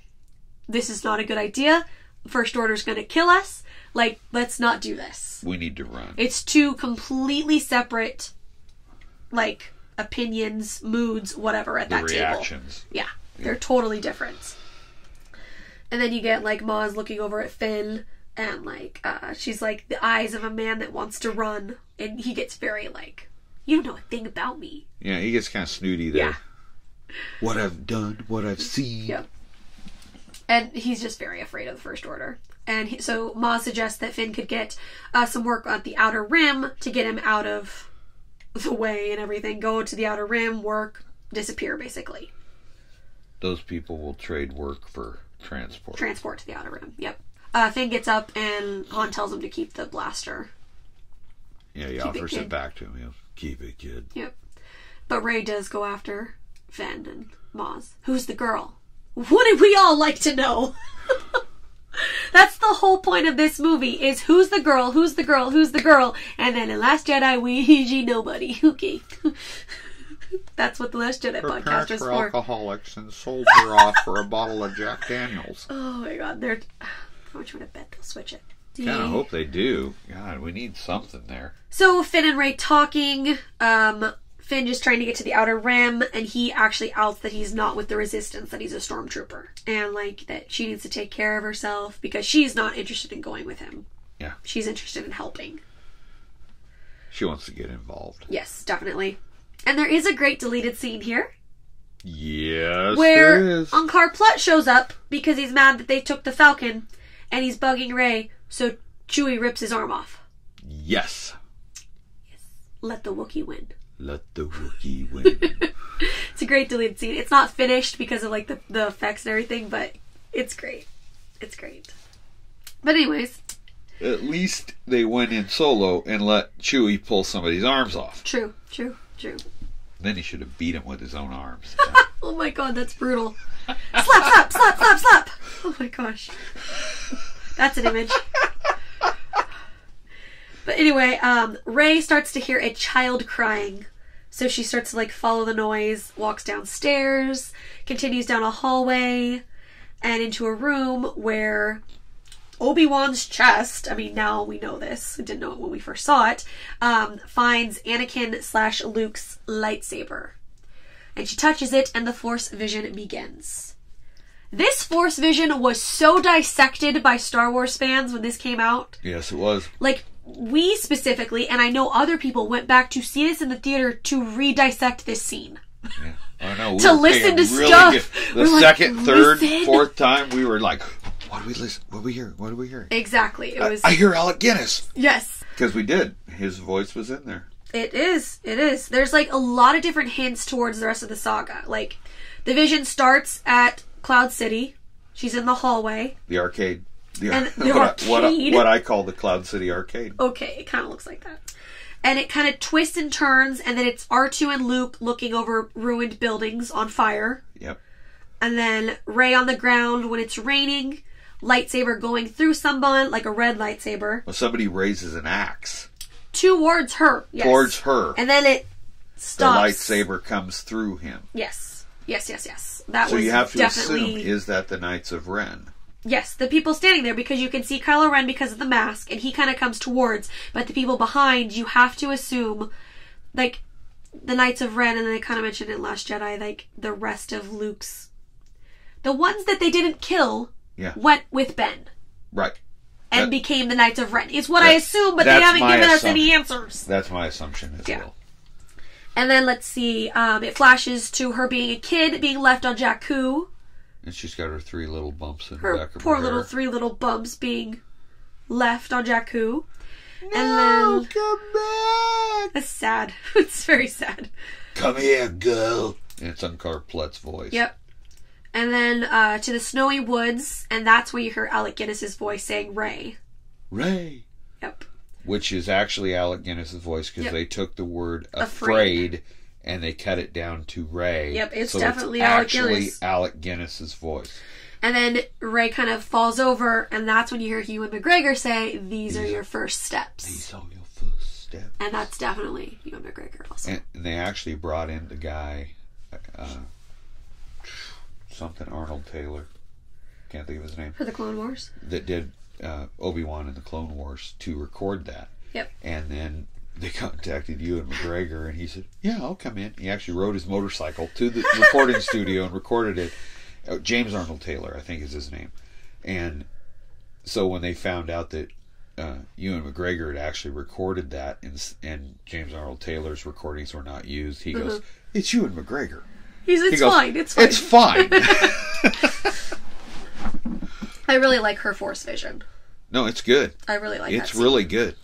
I like the different voiceovers, the little different things. Oh, I like all of it. I would like more answers or something for, like, it was some of that flashback.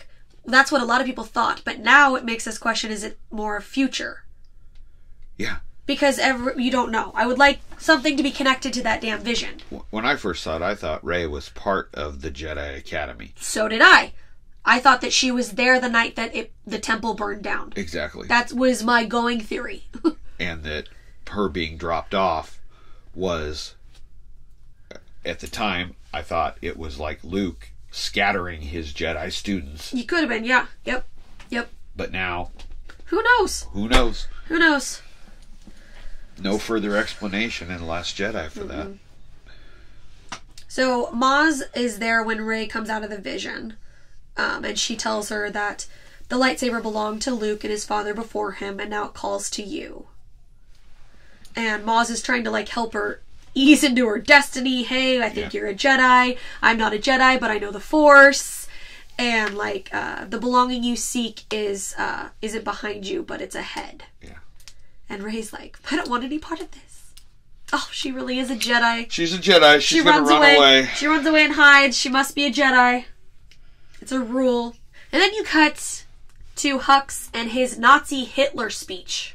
In front of the Costco parking lot. In front of the Costco parking lot with all the little Nazi minion stormtroopers. If you see the behind the scenes, there's like a stage, and it looks like it's in front of a Costco parking lot. It's almost like he's on the roof of Costco. Yes. And he's giving his huge Nazi speech where the veins are popping out in his neck. neck. He's gonna pop a blood vessel. He really is. I mean, the actor, Domhnall Gleeson, he really gets into that speech. Yes. Jeez. I just remembered who his dad is. I forgot. Remember Mad Eye's dad. Remember that's that? right. Remember that knowledge? I forgot about that. Oh, We're just all about Harry Potter today. I forgot that was his dad, because I absolutely love him in Lake Placid. Yes. He is so good in Lake Placid. Maybe not swim in lakes. He was also in that movie, that Tom Cruise, Emily Blunt movie that you haven't seen. I haven't seen it. Edge of Tomorrow. Edge of Tomorrow, I haven't seen that. Yeah, he was like a general in that. Yeah. It's actually a good movie. The book was good, but the book's written from an Asian point of view, because the main character is an Asian soldier, and they replaced him with Tom Cruise. Oh, why? I didn't know that movie was whitewashed. No, it was. Oh, it was. stupid. So, the book's actually really, really good. Oh. So Hux's whole, like, Nazi pop blood vessel speech is leading up to firing Starkiller Base and taking out the whole Republic. I hate Starkiller Base. Yeah. A lot of people do. A lot of people think that's just a copy of the Death Star. It's a copy of the Death Star, and it makes no absolute sense to me. They're trying to make it bigger. Like They're trying to make it bigger. And they do, because they don't just take out Alderaan, they take out like 5 planets of the Republic. They take out the entire system. Yeah. Just like boom, boom, boom. And you get Kylo Ren on the destroyer watching the blast head towards the planets, and that's the one lens flare. Lens flare. One lens flare. And I don't know why this scene bugged me so much, but it's like you're assuming at this point that he's Han and Leia's kid. That's where I'm at. Yeah. And it's kind of like fucked up. You think to New Hope, where Leia has to watch her planet be blown up to bits. Yeah. And then he's just like, oh yeah, my mom went through that really traumatic experience. I'm just going to watch that happen to 5 planets over there. Yeah. You're a douchebag. And it fires like a long fucking ways. I mean, the Death Star was in orbit of Alderaan. Of Alderaan. This is like going way far, and then it splits off to get the 5 and it five looks or like so. the video game Missile Command, where the missiles would break off. And every time. Interesting. Last night when we watched it, that's exactly what it looked like to me. That's not good. And in Missile Command, you have to roll in the video arcade game. Yeah, you roll a ball, and you'd have to hit fire, and try to stop the missiles from hitting your cities. Well, when that thing comes across and is heading towards the Hosnian system, it breaks apart. And to me, every time I see it, it looks like Missile Command. Interesting. Interesting. I played a lot of video games in the arcades in the 80s. Apparently so. Yeah. So back on Takadona, everyone is like screaming as they see the explosions from the planets, but have you heard the fan theory here? No. Okay. So the fan theory is the first thing you see when you go back to Takadona is Finn loading up the ship. Yeah. To start his work or whatever. And you hear the screaming. He looks up to the sky and sees like the stuff happening, and you're hearing the screaming. But no one's technically outside yet. Everyone thinks that Finn is force sensitive and is hearing the screams from the planets. So he's aware of it before everybody else. Because then the planets start exploding. He runs over to Han, and Han is coming outside with the rest of the bar. Right. And he's like, it's the Republic. He immediately knows they've done it. It's the Republic. It's a very interesting theory. Because if you rewatch it, it does make sense that he's the only one that's noticing at first. Yeah. He heard Omaya scream. He heard Amaya scream. Do you guys watch Legends of Tomorrow? One of the characters from the Legends of Tomorrow is she's on the Hosnian system. Yes. She has a great deleted scene with Carrie Fisher. She has a big part in the book. Yeah. She's a very important character, and she gets 3 seconds. Yeah, and then it's sad. Up. Everybody blows up. It's very sad. So, yeah, people are slowly coming out of Maz, is looking up, the planets are blowing up, it's the Republic, and then Finn's like, where's Rey? She bounced. Yeah, she's still running through the woods. Yep, she's in the woods with BB-8s, and like talking with him and everything. And then they see the TIE fighters, or rather hear the TIE fighters, and the First Order ships start coming in. And the TIE fighters are against the sunset. Yeah. For that shot. That specific shot. Which is totally stolen from the movie Apocalypse Now. That's exactly what it is. But it's a beautiful scene. You're going to steal a scene. It's very pretty. It's beautiful. They just put a sci-fi twist on it. Yeah, yeah. So, in the basement back, Maz is giving the lightsaber to Finn.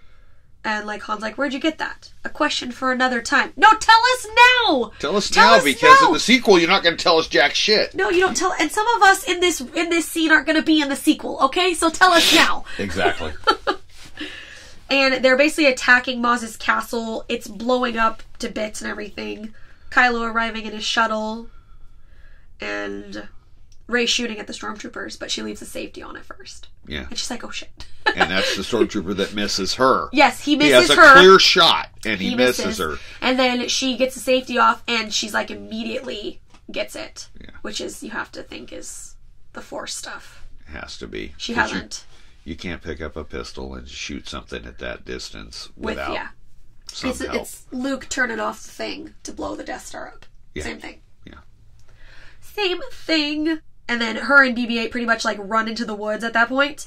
And Kylo Ren is making his way through the wreckage. And a stormtrooper is like, the droid was spotted headed west with a girl. Yeah. everything is on. Girl. With a girl. Girl. A girl. Girl. What girl? Girl. This is what happens when there's always one girl with a bunch of other guys. Yeah. And everything.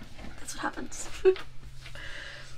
Chewie, it like helps them get out of the basement that's pretty much crumbled. Yeah. He like pushes some freaking cement Some wreck. out of the way to wreckage. let them out. Yeah. Han's like shooting his blaster, the bowcaster, and so on at that point. And Maz reminds Finn that he does have a weapon, and she points to the lightsaber. Which is weird because he had the blaster rifle just a little bit ago. Yeah, there's a deleted scene. It's a deleted scene where he the stormtroopers take it. Yeah. It's a deleted scene that leaves a hole in the movie. Yeah, and he says, I need a weapon. You have a one! Yep. That's when you get the traitor fight. With Finn and this other trooper. Traitor! That he trained with. That's in one of the books. Yep. So he knew him. He knew exactly who it was, too. And that's when you go back to the weapons that could go up against a lightsaber. Yes. Because it's the Z6 baton. We looked it up. Yes. And I mean, it works like a martial arts tampa. Yep. And but it's way longer. Yep. And the guy in the outfit that's spinning the thing is really good. Yeah. Yeah. It's a pretty good fight. If I had that thing, I'd hit myself several times spinning that thing around. Man, he does really good with it. Yeah, it is good. And then like the fight's kind of cut short when like Han just blasts the dude. Yeah. But he's coming at Finn really hard. Oh yeah, it's like it's very different from like Finn's opinion of like having a mind of his own. This guy is like bred into, no, you left us, you're a traitor. Yeah, type of situation. I am going to kill you. Yes. And you can tell Finn doesn't know how to use. You can tell he's had hand-to-hand combat training, but not with the lightsaber. But not with the lightsaber because he keeps trying to poke it. Yep. And then when he's swinging it, he's being driven back. Yep. By the force of the baton. Mm-hmm. And the aggressiveness of TR-8R. Is that what his name is? That's what I call it. Traitor. Oh, because Traitor. I was like, is that his name? TR-8R. Okay. I don't know. I think I heard that someplace. Somebody was calling him that. So. He has a name. I just don't know it. And then my favorite part of the movie. X-Wing. We have incoming. I love this part so much. It's my favorite part of this movie. That was in the teaser trailer too. And you have like, it's the Resistance. And like the X-Wings flying over the water and getting closer. It's fantastic. It's great. It's good stuff. And then like Poe is leading them. So you're like, oh, Poe's alive. How did he get back to the Resistance? And they make a point of like, we're with you, Poe. Yeah. In case you didn't know, this is Poe. Yeah. The guy we met earlier, this is him.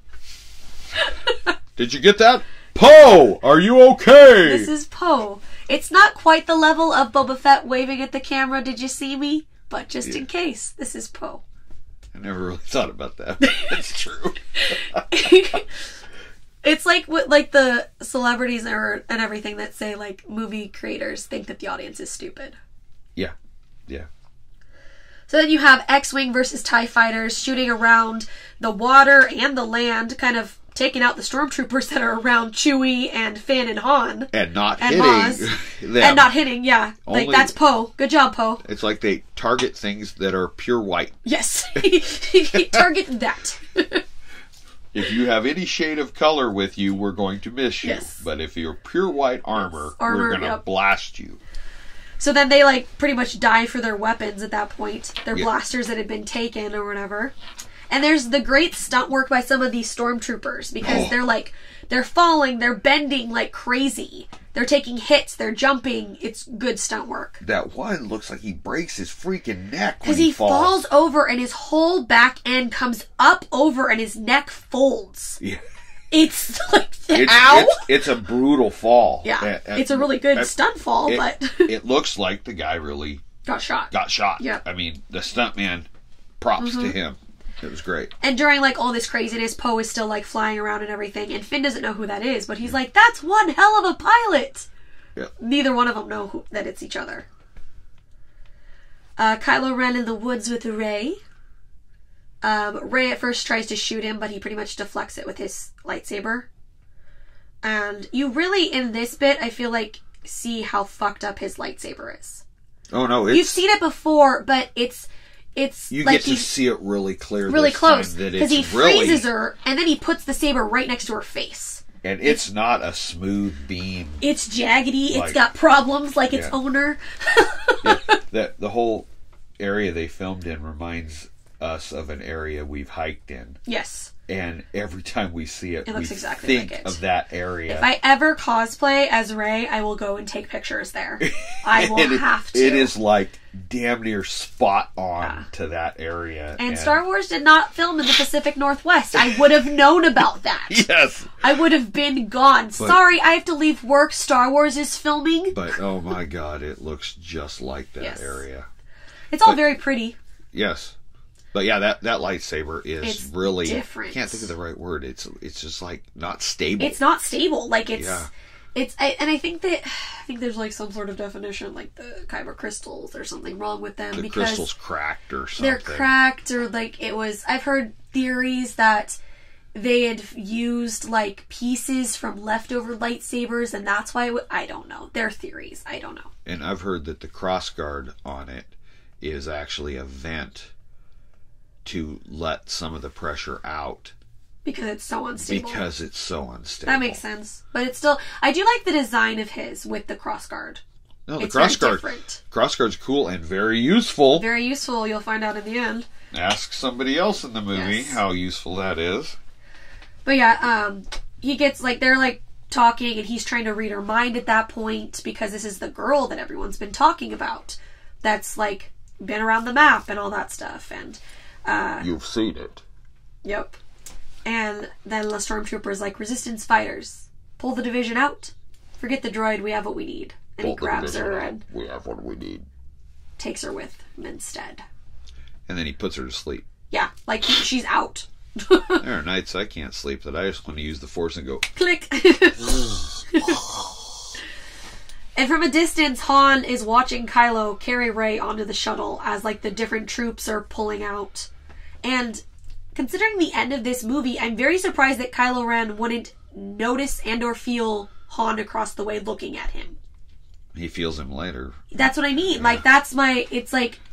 He's not even, like, paying attention to him. Right there, Han is looking at him, thinking, yeah, that's my son over there. Yeah. And he doesn't notice. Yeah, that's a good point. Never thought about that. Yeah. So then Finn notices as well and drops his shit and is running for the shuttle yelling for Rey. Some people really hate this scene, and I really like it. They think it's stupid the way he's yelling for Rey and trying to chase after the shuttle. It's kind of pointless that he does it, but I don't think it's bad. My thing is, he knows exactly the type of person that just took his friend onto the shuttle. Oh, no. He can't do anything about it, but he's sure as hell gonna try. Yeah. That's how I take it, at least. I don't have a problem with the way he does that. Yeah. And when he says it to Han, he took Rey. They took her. Yeah, kid. Yeah. I've got other stuff on my mind. I just saw a kid I haven't seen in years. My wife's coming in on a shuttle. Like, all this shit. And when we first saw this, like, in theater, when that shuttle started coming in, I was like, this is it, this is it, this is it. I was going to be so disappointed if Leia didn't get off that damn shuttle. Because that was waiting that whole point. You got your character early on, okay? I had to wait forever. Yeah. Yes, I did. And he was Han Solo. Yes. And this is where you get Leia's introduction. Yep. Yay! And you get the Han and Leia moment. That is quickly interrupted by 3PO because he's a cockblock. Yep. Look who it is! And like Leia and or Carrie's eyebrow arch is brilliant in that part. Yeah. Yeah, I know who that is. Yes. Thank you. Thank you for the obvious. Recognize me because of the red arm. I have a red arm now, so they can make a new action figure, so everybody will buy the action figure with the red arm. Because it's Force Awakens. It's not the Force of them. Awakens C-3PO. It's not the naked one, it's not the silver one, it's not the gold one. It's not the broken apart one on Chewbacca's back. I have a red arm now. Yes. Toy companies. And in this scene, like, Chewie literally gives no fucks. He's like, I'm gonna go give her a hug. I don't care if you guys are, like, staring at each other. I'm gonna go give her a hug, okay? Yeah. And he, like, has a conversation with her. Yeah. Hi, how are you? Good to see you. What's up? And then that's when you fully get confirmation. If you didn't already know, I saw him, Leia. I saw our son. He was here. Duh. Yeah. That's another, some people, though, didn't, like, they wanted the full confirmation, but I feel like that's another example of, like, thinking the audience is stupid. Like, okay, we got it. We know we know. Yeah. You already called the Vader helmet grandfather. Does he got a third kid we don't know about? Unless Han and Luke had a kid. Pretty sure it's Han and Leia's. Yeah. Then you have heading back to the Resistance base, and you have the shuttles, the X-Wing, and the Falcon all flying together back to the Resistance base. And that's when BB-8 runs over to Poe like a happy little puppy. Yep. Because he sees him. And you get Finn and Poe's a bromance hug. Yep. I like their bromance. Hey, that's my jacket. No, it suits you. Yeah. I like that part. And then Finn, like, basically is like, yeah, my friend, help me out. So Poe takes him to Leia. General Organa. They're basically, like, talking about Starkiller Base, and, like, Leia wants to help him, but she also kind of needs to know what you know. Yeah, we need some intelligence. We need some here. information, bro. Yeah. Like, could you help us out a little bit? And back behind Leia is Billy Lord. Yay, Billy! Yes, Billy. We're huge fans of Billy Lord now. The first time we saw this, I told you, I was like, that's Carrie's daughter. But now we're, like, big fans of Billy. Yeah, because I knew she had a daughter, but I didn't know who she was, so I kept having to Billy ask. Lord. So during Force Awakens I had to, and now I've seen American Horror Story and Last Jedi, where she says, "Punch it!" Yep. Love Billy. Yeah. And I want her to have a huge part in The next one. She better. Yeah. She needs to be Captain Connix, not Lieutenant Connix. Chewie is getting checked out by the nurse, and she's like, you sound so brave. Yeah, he's all... Yeah. What a little player. That's very scary. Hey, don't you got a wife somewhere, bro? Like, the holiday special is canon these days. You got a wife and a kid. I don't know. Maybe he's divorced Mala. That's rude. And speaking of relatives like we had earlier, that's Christopher Lee's niece. Really? Yeah. I didn't know that. The Christopher Lee, if you don't know, played Count Dooku. And she's an actress, too. I think she's on, like, Downton Abbey or whatever. Oh, really? But, yeah, that's Christopher Lee's niece. Oh, I'll be damned. fact. That's actually cool. Yeah. So then they are looking at the map, and they realize that it's only a piece to it, and 3PO's like, we simply do not have enough information to locate Master Luke. And, like, Leia being hard on herself because they're not able to find him. Yeah. And then Leia and Han bickering cuteness. Don't do that. Do what? Anything. Trying to be helpful. When did that help? And don't say the Death Star. I love it. I love it so much. I love it that so line. much. And then you get BB-8 finding R2. And this is once again where I feel like BB-8 just looks like a happy little puppy. Yeah. That just found another dog. Yeah. And 3PO says that he hasn't been the same since Luke left and all that. He's been on low power. Low power and all that stuff. Oh, you get another one of JJ's friends in there when they're having that conversation. I guess Snap Wexley is in there. Snap Wexley is in there, and he's a bigger guy with the beard. Yes, he is in with the Resistance. Yeah. You'll get better shots of him towards the end, but yeah, he's in one there. of the X-Wing pilots. Yep. He was a main character in the books Aftermath. Yeah. And he's in there, and he's actually a good friend of J.J. Abrams. Was the character's mom part of the rebellion? Yes, Nora Wexley. Okay. Well, was she? I don't know. I know Poe's she was parents. a pilot. Poe's parents were. Poe's mom was like a pilot. Poe's mom was a pilot outside the second Death Star. Almost shot Luke down. when he was leaving on the shuttle. Yeah. And then Poe's dad was on Endor. Yeah, God, I can't remember what Nora Wexley was a pilot for. She was a pilot. Can't remember if she was like an Imperial pilot that turned good, or if she was a real... God, I haven't listened to that book in a long time. Who knows? Well, but Nora Wexley was his mom's Right, name, yeah. and so when There's reference. they actually called him in the book, they kept... He had a different name, something Wexley in the book, and then Wedge started calling him Snap. Right. And then in the movie, they call him Snap Wexley, and I'm There like, you go. oh, dude, that's from the book. Then you get, like, Han and Leia sad shit, like, talking about Kylo Ben. Yeah. And, like, too much Vader in him, and never should have sent him away. That's when I lost him. That's when I lost you both. So sad. Yeah. God damn it. And then, like, they mentioned how they both went back to the things that they were good at. Which makes sense. He went back to smuggling type stuff, and she went back to the resistancing. That's a term. Resistancing. That's a term. I like it. That's a term. And Leia's, like, talking about Snoke and how, like, he's the one that turned Kylo to the dark side. Do you know who he is? Can you key us in who he is? Yeah, that's the big thing in here. There's the...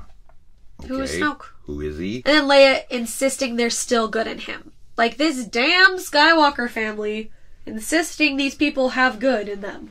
Right. Stop. Right. Stop. Not everybody does. Stop. Stop telling him to go save your son, damn it. Then you go to Rey and Kylo for the mind rape scene.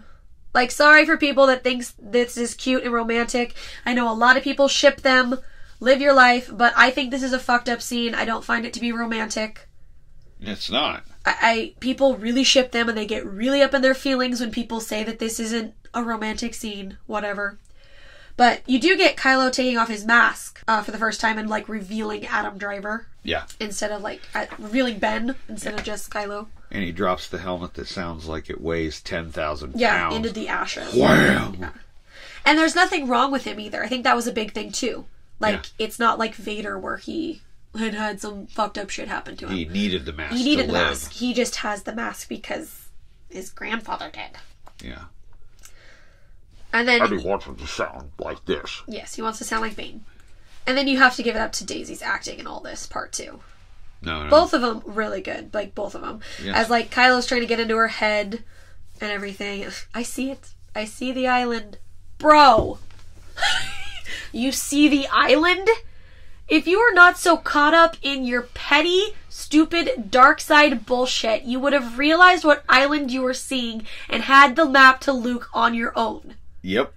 Yeah. I think that's probably one of my favorite parts in this, like the small little parts, because it's like, it makes me laugh. It does. I see it. I see the island. I see the ocean. The island? Bro, where do you think she's... Is there porgs flying around? Like, where are you, dude? I see a porg cooking over an open fire. My God. I like it, but it's just like so stupid.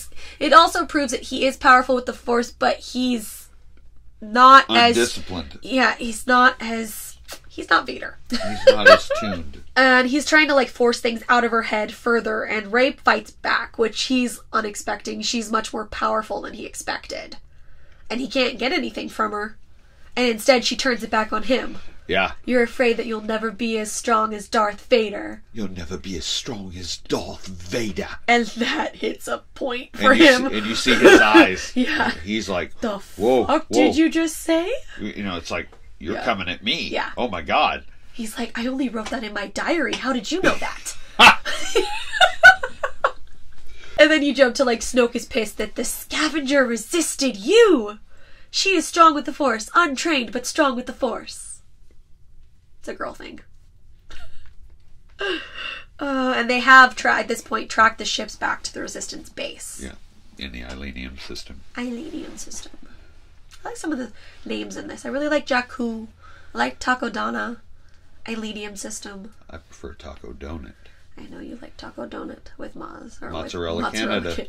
So Rey trying to get free using the Force. Fan favorite scene. This is a lot of people talked about this when this came out. I love this. You will remove these restraints and leave with the cell door open. And he's like, what? I will tighten those restraints, scavenger scum. And she keeps trying the Jedi mind trick. It's like literally like, oh, I think I could have like Jedi stuff. I've heard stories about Jedis doing this. Yeah. That's how I always take that scene. See, that's what makes me think back when she was dealing with Unclear Plutt, when he said, "This is worth a quarter portion."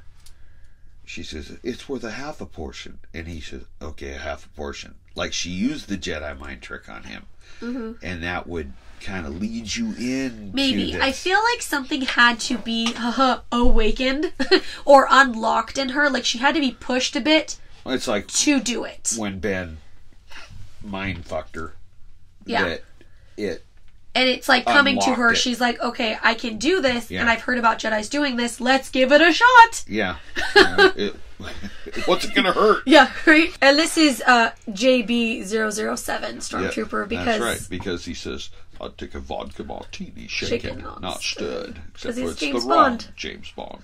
It's James Bond. What's his name? Daniel Craig. Daniel Craig, that's the one.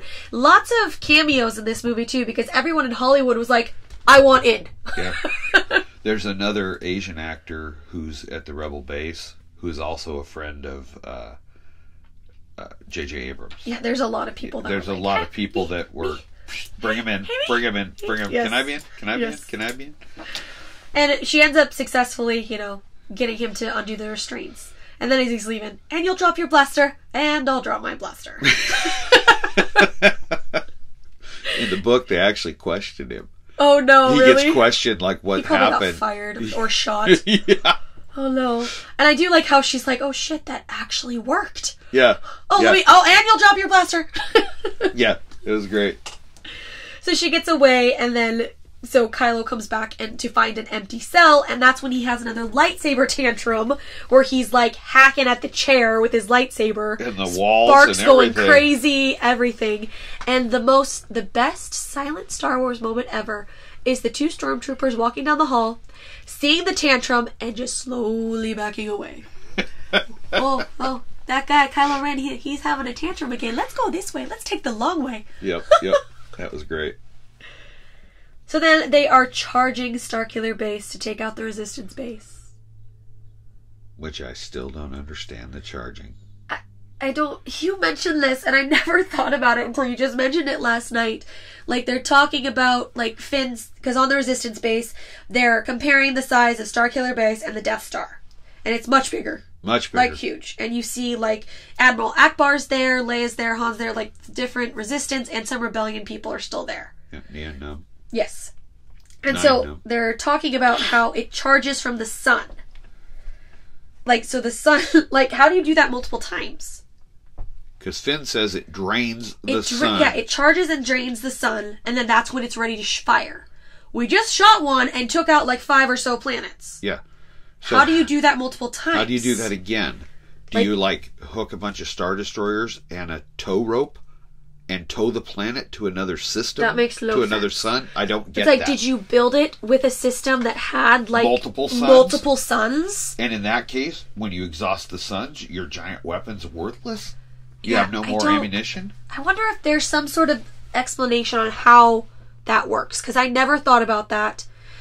Because I think I thought, like, they drained it just enough, but not all the way, so the sun, like, repowered.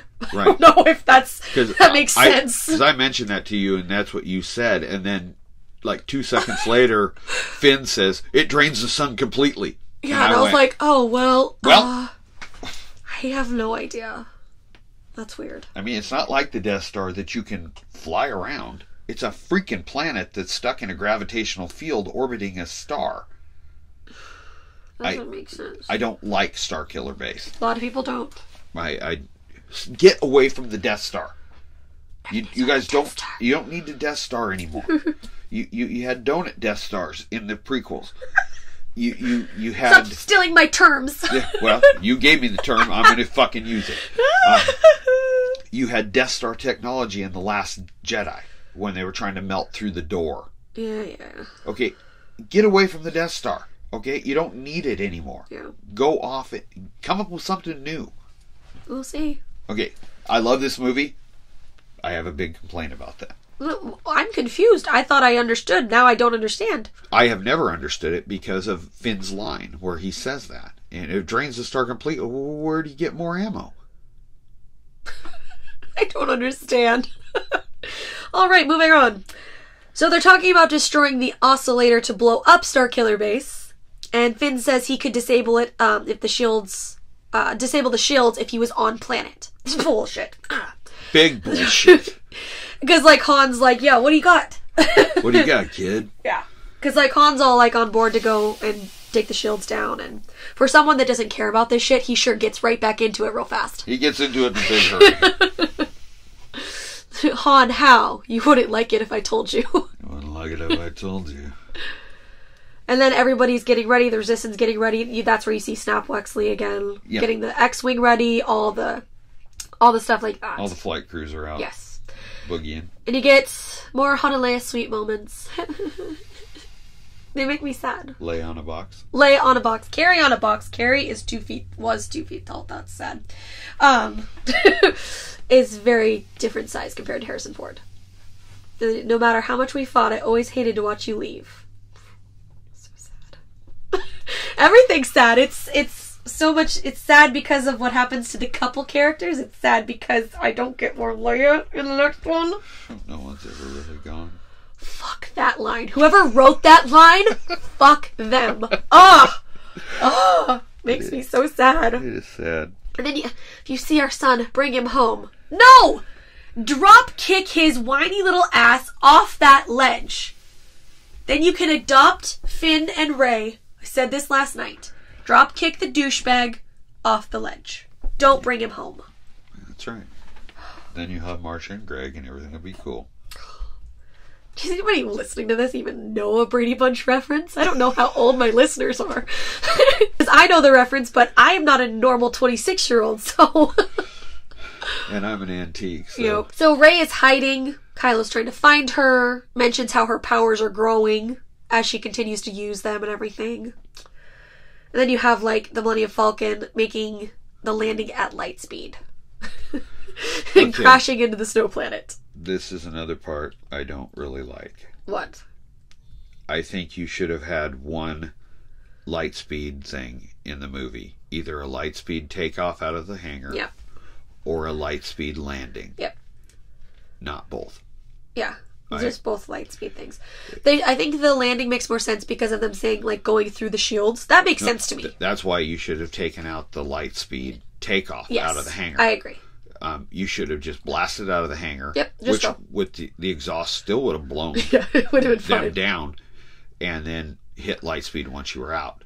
But the light speed landing to be able to go through the shields, that makes sense. I mean, in a sci-fi, nerdy. And the Falcon takes quite a beating. I am pulling up! I am pulling up! So they, like, land on the trees and everything. Land on the planet, almost slide off the cliff. And that's the moment... It looks like a snow saucer. It does look like a snow saucer. Oh my god. And that's the moment that I question the earlier scenes, is because the minute the Falcon lands, Kylo Ren's like, Han Solo. Han Solo. So you feel him there, but you didn't feel him when he was like 20 feet away. I never thought about that, but you're right. You're totally right on that. I don't know. His mind was elsewhere. I don't know. Whatever. So then you have Finn, Han, and Chewie, like, walking across the snow. What was your job when you worked here? Sanitation. Sanitation?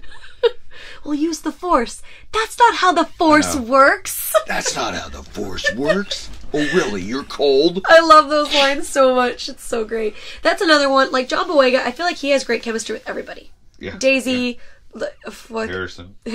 Like, and he loves to say all the time, like in the interviews and stuff from this time, that like him and Harrison are best friends. Like, he's my best friend. And one time, there's this one interview where he's like, yeah, Harrison, we're best friends, right? And Harrison Ford's like, yeah, we have matching tattoos.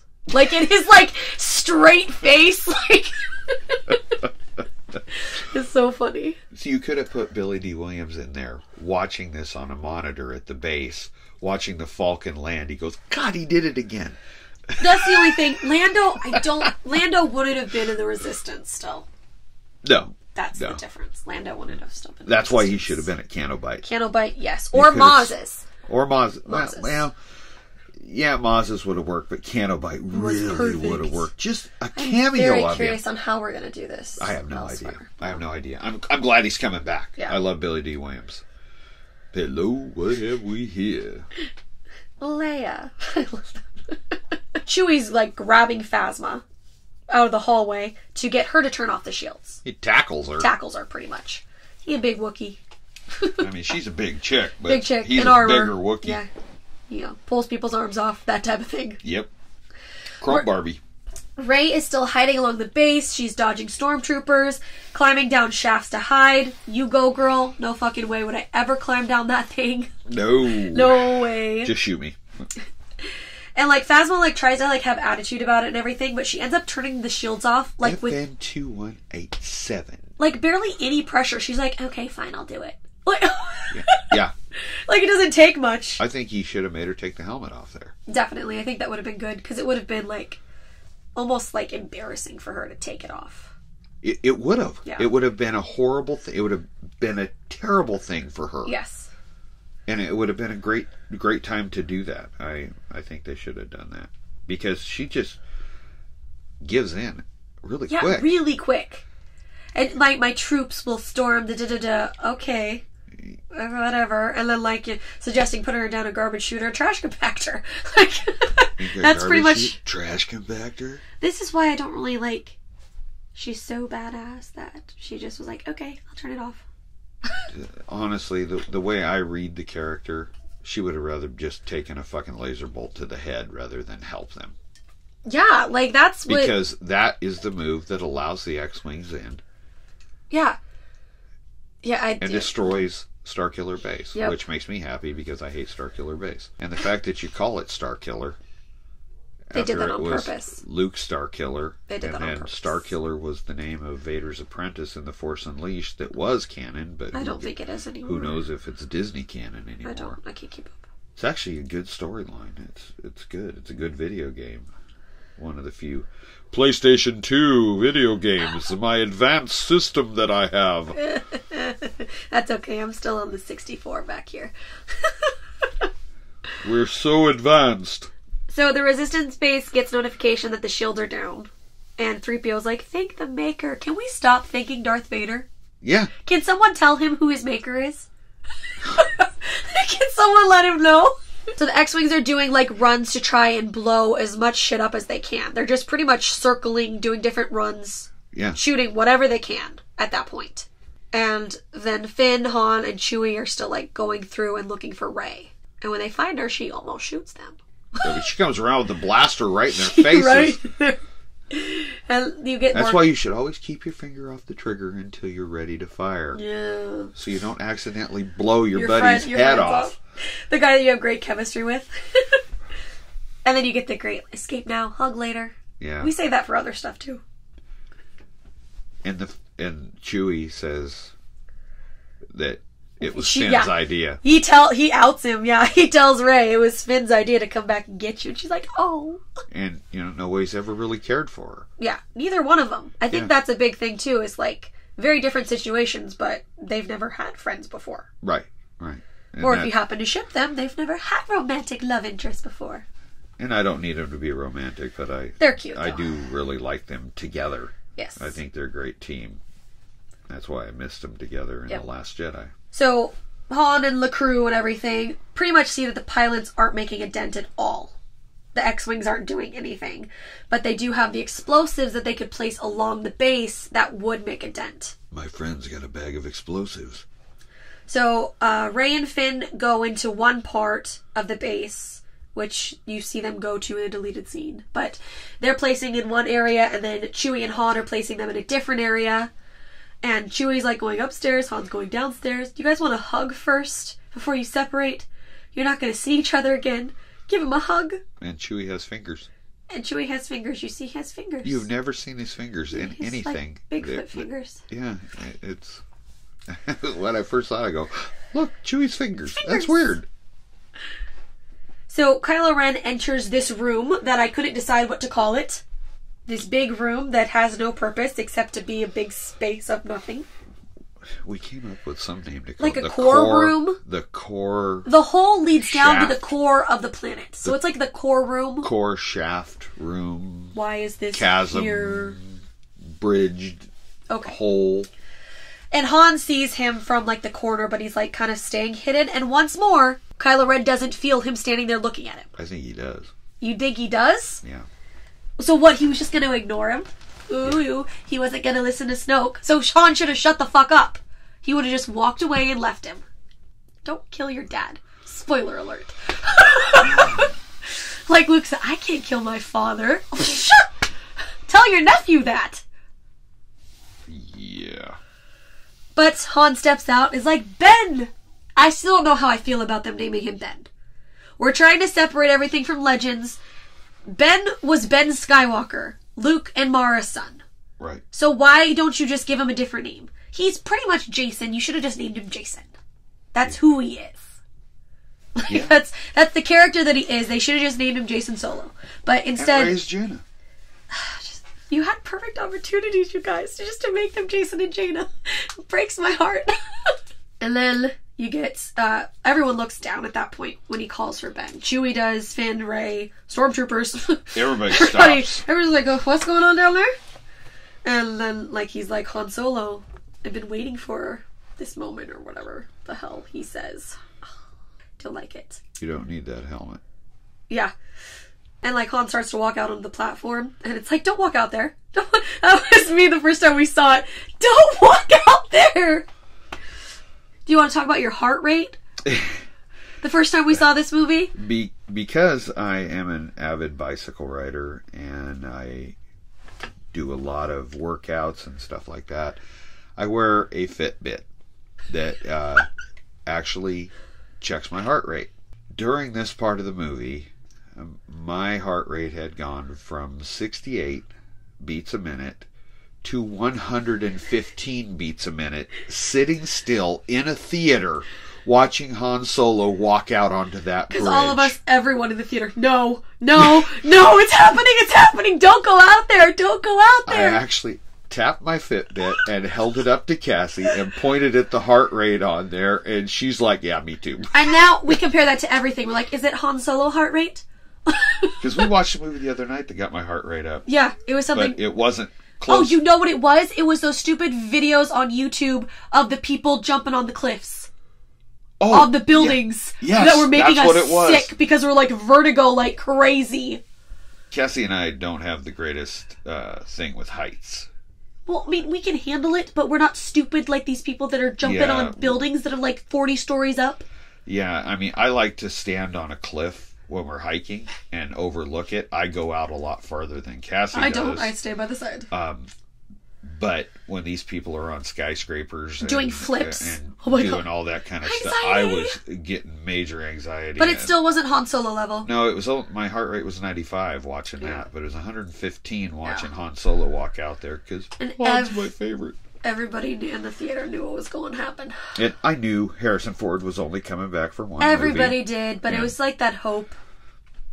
And that's when you get like, take off the mask, you don't need it. What do you think you'll see if I do? The face of my son. And that's when Rey and Finn are like, the face of your who? Yeah. You say what now? Yeah. Definitely surprised by that information. And Han trying to convince him that Snoke is using him for his power. Which he is. He is. Come on, bro. Guess he missed that life tip from Grandpa. He missed a lot of life tips from Grandpa. By the way, did you know that I turned good at the end? But Anakin's Force Ghost is literally like, I can't handle this. Well, That's going to be him in the next one. I'm seeing news reports that So am Hayden I. Christensen is going to be in the next movie Yep. as a Force Ghost. Him and Luke are going to be standing there looking at Ben like, bro, did you not listen to anything I did? Come over here, Ben. Let me bitch slap you. Adam Driver is really good in this scene, though. It is not the whiny kid stuff. He looks torn like crazy in this. I have no complaints about... I mean, even when Adam Driver's character is being a whiny turd... I still love him. His delivery and his acting is incredible. Yes. And the emotion that he shows on that bridge when he's faced off with Han. Yeah. And Han's just like... It's too late for me. No, it isn't. Come home. We miss you. Oh, just go home with them. Yeah. That's so sad. And the whole, like, I want to be free from this pain. Will you help me? No, don't help him. It's so sad. I don't like it. And that's when he drops the helmet again on the bridge and it goes ka-cling. I don't know, it sounds like a car falling 20 feet. Can you imagine that weight on your neck? BAM! Turn the lightsaber on. Kills Han. Chewie yells. Finn and Rey look fucking horrified. Finn and Rey look horrified And up there. for the longest time, I only watched Rey. Me too. She looks so horrified. And then one time, I was like, I looked at Finn, and he looks just as freaking horrified. I think it's because Finn has darker skin, and he's a little farther back. And you don't see him as well as Rey, who's lighter skinned and I think that out more in the front. It might be a lighting thing, and then I think she also screams a bit, and he's quiet. That could be. So your mind goes to her because she made noise while he's just like stunned and horrified. Just last night when we watched it, I forced myself to look away from Rey and watch Finn. They're both just like, and the look on his face is just horrified. Yeah, both of them just look, oh my god, what did we just watch happen? And then Han falls down the damn pit. It pisses me off. I don't like it.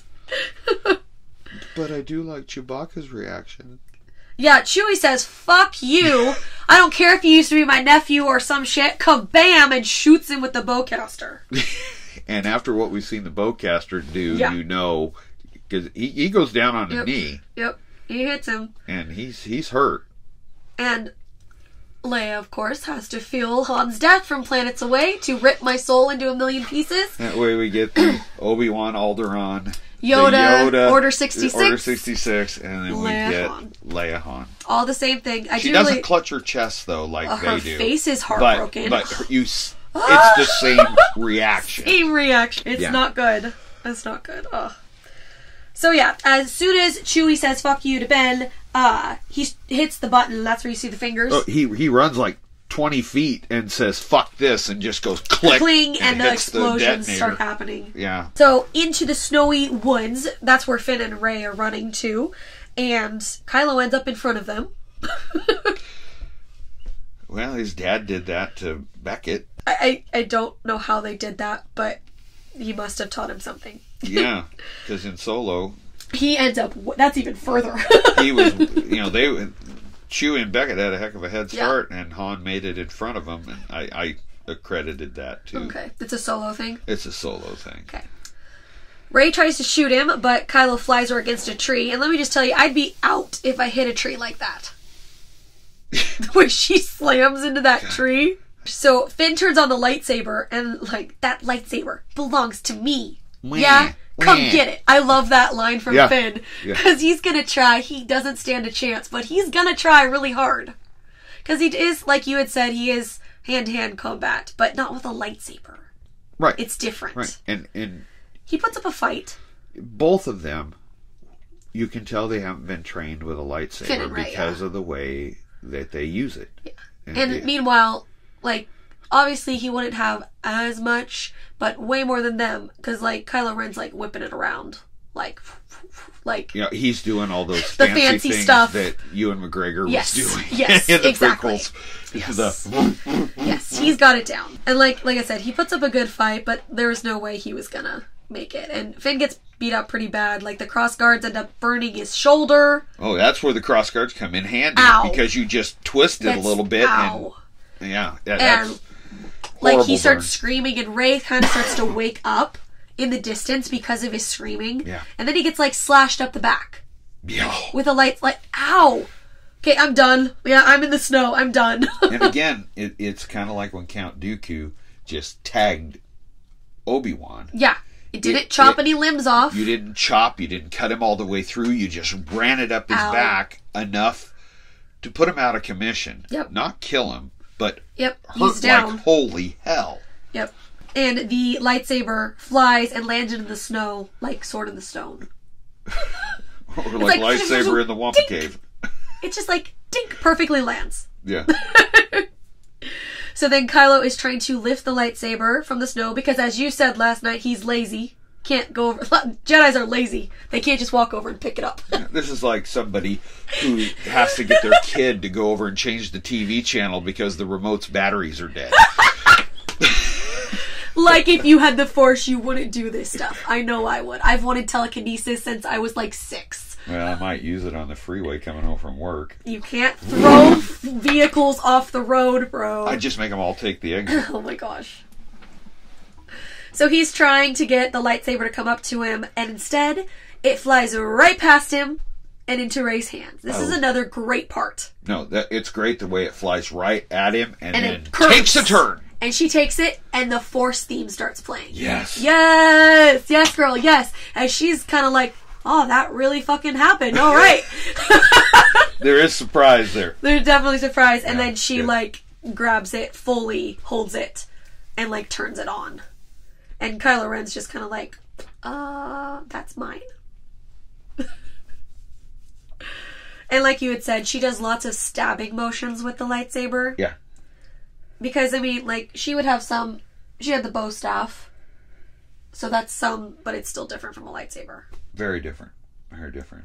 Because this probably would have really done good with Darth Maul's. Yeah, because this was the year, like, of the bow staff. I don't think we mentioned that, because I was, like, already on a kick, because Canary had a black bow staff, and then Rey had a bow staff. Who else had a bow staff that year? Walking Dead. Walking Dead, yes, bow staff. Yep. Morgan. Yep. Yeah. It was the year of the bow staff. And they showed some good bow staff training in Walking Dead. They were showing training moves and stuff, and it was really cool. But bow staff was the bow and arrow from a few years earlier. Yeah, it was the year of the bow and arrow with Arrow and Brave and Hawkeye and everything, and then it went to the year of the bow staff. Yeah. So Rey and Kylo fighting in the snow is beautiful. It really is. Like, from a cinematic point of view, it's my favorite lightsaber fight. Yeah, it's actually the lock Is it screen. yours? The lock screen it's on my so phone. pretty. The sabers in the snow and through the trees. It's so visually pleasing. I mean, you can't hardly see it, but that's where. Yeah, I know exactly what that is. Yeah. That's my lock screen on my phone. I love the different shots in the snow and everything.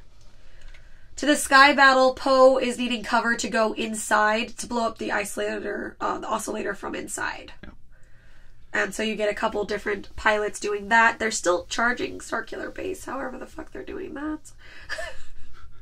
Sucking the sun. Sucking the sun.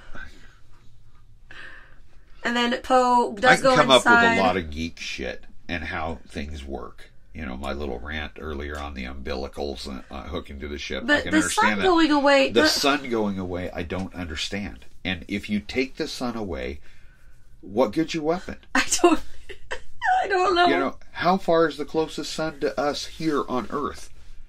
You know, even if we could take the planet someplace else, we might be there in 100,000 years. They have light speed. They have light speed. But still, if you're towing a planet... I don't know how fast that's going to go. You're going to go to U-Haul and get a tow bar and hook it to your ship, and let's just hook onto the planet right at the equator, and we can just tow it over there. Oh I don't get it. That I'm part sorry, I irritates don't me. have answers for you. Yeah, I don't have answers either. So Poe is shooting things from inside the base, and the main base starts to blow up. Back to the woods. The fantastic snow fights. So pretty. Then you get you need a teacher. I can show you the ways of the Force. Because you've proven to be such a good, level-headed guy. Yeah. Sorry, I'm gonna pass. And that's when she once again kind of realizes, oh, I do have the Force. Yeah, and you see that calm come over Definitely her. calm. Yeah, she not dark side. She like all meditated.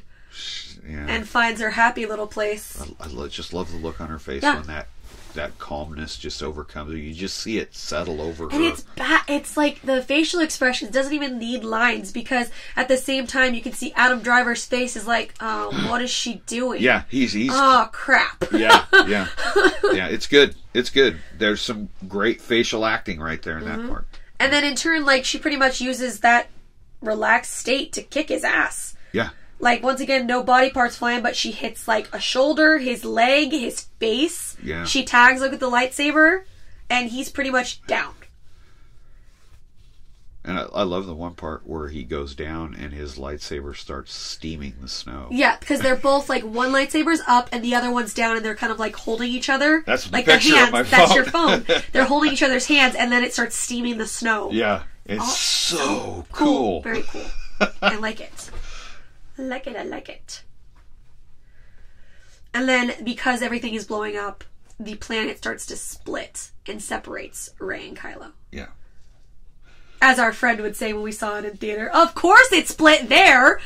Yep. She did say that. She was like, really?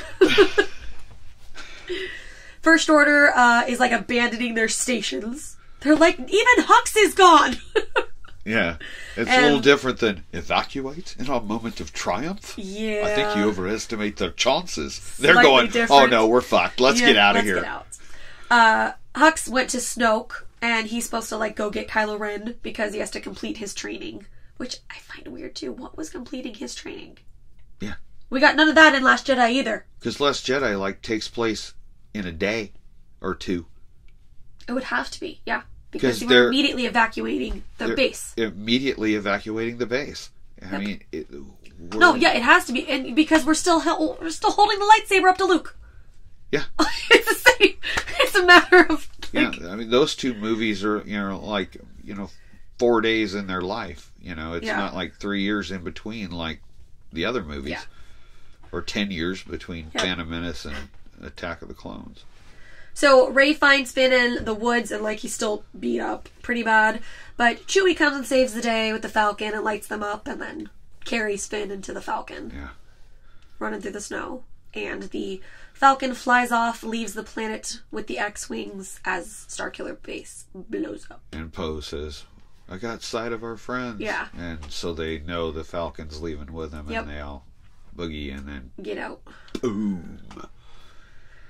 Arriving back on the Resistance base, Chewie is carrying Finn to the medical crew. Completely walks right by Leia. What the fuck? Now, J.J. Abrams has totally taken responsibility for this. He says it's incorrect. They were focused on Chewie making sure that Finn was okay, which I get.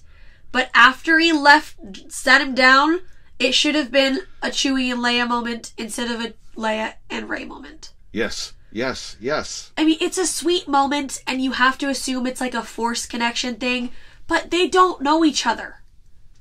Yeah. Like, Chewie just lost his favorite dog, and Leia's husband just died. Like, could they have a moment? They should, I mean, they hugged when they first saw each other. Why wouldn't you hug after you both lost Han Solo? Yeah. It just doesn't make sense, and I don't know. They were just trying to do it. I don't know, with the girls. I don't know. It's a sweet moment, but it should have been Chewbacca. Yeah. Or if you want to do both. Like, have Chewie turn to Leia, and they have a moment, and then Leia feels something in the Force and turn to Rey and be like, "Oh, hi, who are you? Do you want a hug too?" Yeah. Like, something like that. They should let me direct Star Wars. At least that part. Well, and the end of Return of the Jedi. Yes. All the parts. Chewie has a sad little part where he looks sad because his human dog died. Sad. Yeah. And then R2 wakes up. Yep. Leia's also having a moment, but, like, can we let her have her moment? But 3PO has to, like, interrupt. He's not as obnoxious, though. I know, but it's like... let's see. Oh, this is such a drag. Oh, no, not that. R2 might have, like, the other part of the map, of course, and everything. So they're, like, going to put the piece together, what R2 has and what BB-8 has, to create the full map to Luke Skywalker. Now, there's a slightly alternate version to this, where Maz is on the base with them. I talked about this last night when we were watching it. Like, for whatever reason, they didn't have her go back with them to the base, but there is behind-the-scenes footage of Lupita they're filming, with them looking at the map. I don't know why they didn't have it, which would kind of go in with some other stuff that I completely forgot about until I was outlining this podcast. In the trailers for this movie, there's a clip of Maz handing the lightsaber to Leia. Yeah. Do you remember this? Yes, I have a do. screen cap. Yeah. Because this was in all the trailers. Yeah. Maz handing the lightsaber over to Leia. We did not see that. Yes. At all. So I have to wonder if that's part of the footage that we didn't see of Carrie that will be in the next one. Maybe. I don't know how they're going to do that, but we didn't see any of that. Maz wasn't even there. Maz wasn't there. Wasn't there to get the lightsaber. Leia took the Rey took the lightsaber with her. Yeah, it's like... Yeah. I don't know.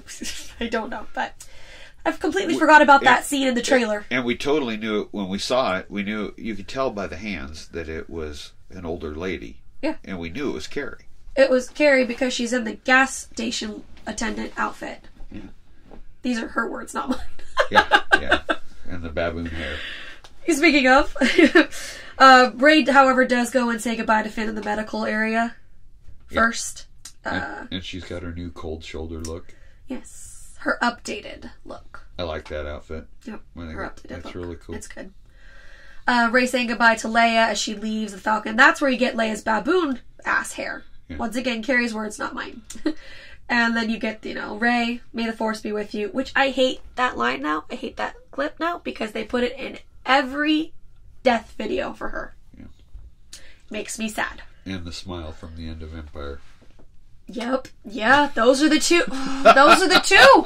That's so sad. That's such a pretty smile. It's a very pretty smile. Very pretty smile there. That and the New Hope with the blaster looking around the corner at the beginning of New Hope. Yeah. Yep. That too. So Rey sitting in the Falcon in the captain's seat with Peter Mayhew. That's definitely Peter Mayhew. Peter Mayhew's eyes and the Chewie costume and the look, all of it. And he's just all like, yep, I found my next human pet. Yep. And the Resistance is there to kind of see the Falcon off as they're going to get Luke, I guess, was their plan. Yeah. Whatever. 3PO's arm is fixed. I think there's the pink R2 unit. The pink R2 unit is there. Billy's there. I think Akbar's there. It's like a group shot of everybody. It's a group shot. Billy's right up front. With Carrie, Yeah. Yep. So then Rey and Chewie are going after Luke. Headed to the island. The island that he saw and completely ignored. And they land the Falcon, lower off. And then Rey, takes the steps up, leaving Chewie and R2 behind. Yep. And she hikes her ass up. And you see birds flying around. You do hear and see birds, but you're not quite sure if they're porgs. I have to assume they're porgs now. I assume they're porgs now that we've seen them in the next one. And she goes all the way up there, and he's standing there, and he turns around, and she hands in the lightsaber, and he doesn't say shit, and that's where the movie ends, and I still cannot believe that Mark Hamill didn't speak once in that movie. The guy who's known for being a voice actor artist didn't say a word. It still blows my mind. But when Mark Hamill turns around, I think he just looks fucking incredible. He does. He looks great. The beard, the hair, the robes, the robot hand with the wound from Jedi. Yeah, which you don't fully see until the next one. But yeah, I do like that. I was looking real hard for it on this one. You can't see it because in Last Jedi, he takes the saber. And you can see it from Tatooine. But I think he looks great. And he does look great. The only thing is when you're handing somebody a weapon, you probably shouldn't hand the pointy end to them. I know, right? A lot of people said that. Maybe you should have. I mean, I had to pull out my pocket knife to hand it to a guy at work today, and I flipped it around handle forward. There you go. I'm not going to stick the pointy end at him and go ahead and grab the blade.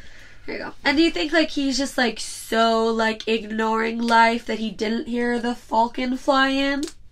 He had to have heard it. It's a very distinctive sound. Right? I don't know. That's probably went to the top going, oh shit, where can I run away from this? These people. And that's the end of the movie.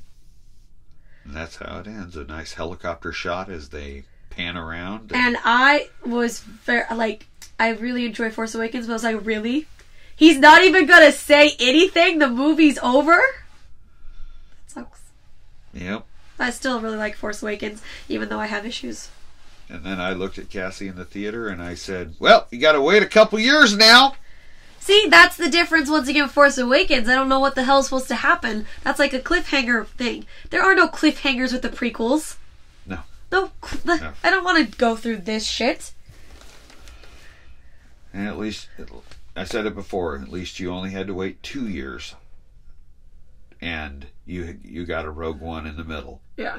Whereas I had to wait 3 years. And in 77, when Star Wars came out, we didn't even know The Empire Strikes Back was going to come out. Yeah. Seriously, everybody thought that the holiday special was the sequel. I'm fine with New Hope to Empire. I am very thankful that I don't have to live through Han stuck in carbonite. See you next time in a few years, guys. 3 more years. I don't feel like living through that life. It was bad. Because that's a cliffhanger. That is a massive cliffhanger. Yeah, there was no cliffhanger between 77 and 80. No, it was done. Yeah, medal ceremony, Yep. everything's good. And nobody even knew it was coming out until all of a sudden you started seeing some toys come out, and Yep. the holiday special came out, which is what introduced Boba Fett Yep. and started the Boba Fett toy thing, which the first ones fired a rocket and kids choked on it, so they had to change it, and now that one's worth $1 billion. That's so funny. The actual Boba Fett toy that I have is the second edition. Gotcha. It's not the firing one. It is the second edition Boba Fett of the original Boba Fetts that came out. But I did do the mail order thing and stuff. But that's when we started getting, an inkling. And then there was finally they come out with a trailer that Han, Luke, and Leia are back at it. It's a real goofy narration on the trailer.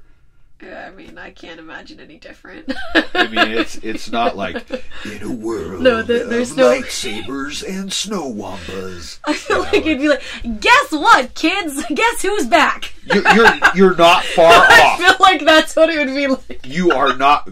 We will have to YouTube it. You'll have to see it after we're done. It is. The narration is fucking goofy. Like a McDonald's commercial or something. That's what I'm picturing. Oh my gosh. Hey kids, Han, Luke, and Leia are coming down for a Happy Meal. Right? Yeah, that's exactly what I'm picturing. Wow. Any closing thoughts for Force Awakens? I really like the movie. I hate Starkiller Base. Okay, good job. So I have my bipolar in my mind of this movie because I really like this movie, and so far it's my favorite of the sequel series, right? But then I have to, the other part of me is disappointed that we didn't get Legend storylines. Would have loved for the Jaina Solo, Jason Solo type shit. But I still really enjoy Force Awakens. So it's like I have both in my head. I still very much appreciate the Legends and love those stories and that type of thing, but I still like Force Awakens. I can have both, I guess. I see your point. I never really read any of the Jason Jaina stuff. Jason Jaina, again, yeah. But I was aware of them, and honestly, when this came out, I thought Rey was going to be Han and Leia's daughter. And that's another thing too. It's like I feel like even if it wasn't like the Jason and Jaina stuff, there should have been I don't know. We're gonna end the Skywalker series with what? With Ben. Just with Ben? Is he gonna have redemption? I don't know. Or there's not another option. With the other stuff, you had Jaina stayed good and Jason went to the dark side. So you had positives, right? Yeah. And you even had Anakin and Ben, but I don't know. Yeah, I don't either. I mean, especially since Leia's foster mother, or adopted mother, her name was Brea. Brea. I was really on that kick. I was like, Brea Organa. Haha. It's gonna be their, yeah, no. I was holding out hope. Yeah. So. But any of the questions that we got in Force Awakens, some of them were kind of sort of answered in Last Jedi and some of them were not. And then who knows, I've heard so many sources saying that the third one is going to be a massive course correction. Right. So some things might still be legit for Last Jedi and some of them might not at all. Right. Which makes it kind of fucked up. Yeah.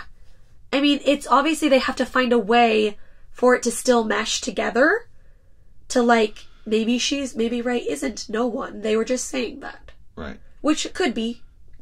But they have a lot to do and then they already had to completely rewrite the script anyway. Oh, you have to because Carrie. I do not envy the person that is going to use lost footage of her to whatever.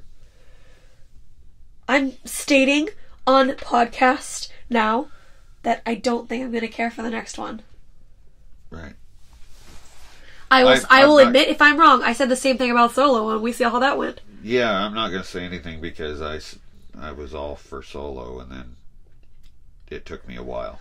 Well, see, maybe if I say that I'm going to not like the next one, I will be like, wow, I actually did enjoy it. Yeah, I'm just going to stay neutral. I'm curious. I still think so far The Force Awakens is the best. Yep, so far. Might be getting a trailer for the next one soon, I hear. I really like The Last Jedi, but I have Problems with the storyline. Well, it appears we've been talking for far too long, and my microphone and recorder just filled up. So, we're done. We're done. We both enjoy Force Awakens. Love it. Thank you so much for listening. Except Starkiller Base. I don't like Starkiller Base. If someone can tell me how it charges, that would be fantastic. Yes. Answer. And don't forget, is BB-8 giving the thumbs up? Or the middle finger! Middle finger! Middle finger! He's flipping him off. Okay, yeah. Thumbs up. Those are our questions. Thank you so much for listening to another Star Wars episode of Chit Chat with Cass. It's kind of crazy now that this one's done. We only have Rogue One, and we're caught up. Oh my God! Then we'll have to wait. Star Wars Holiday Special. Oh my God! Why every time you got to bring this shit up? Every time you want me to sit there and debate which drugs everybody's using during the filming of that? I don't think that's possible. I think you just have to say all of the above. All of the above. All right, lovelies. Thank you so much for listening, and we will catch you in the next Chit Chat with Cass. Later.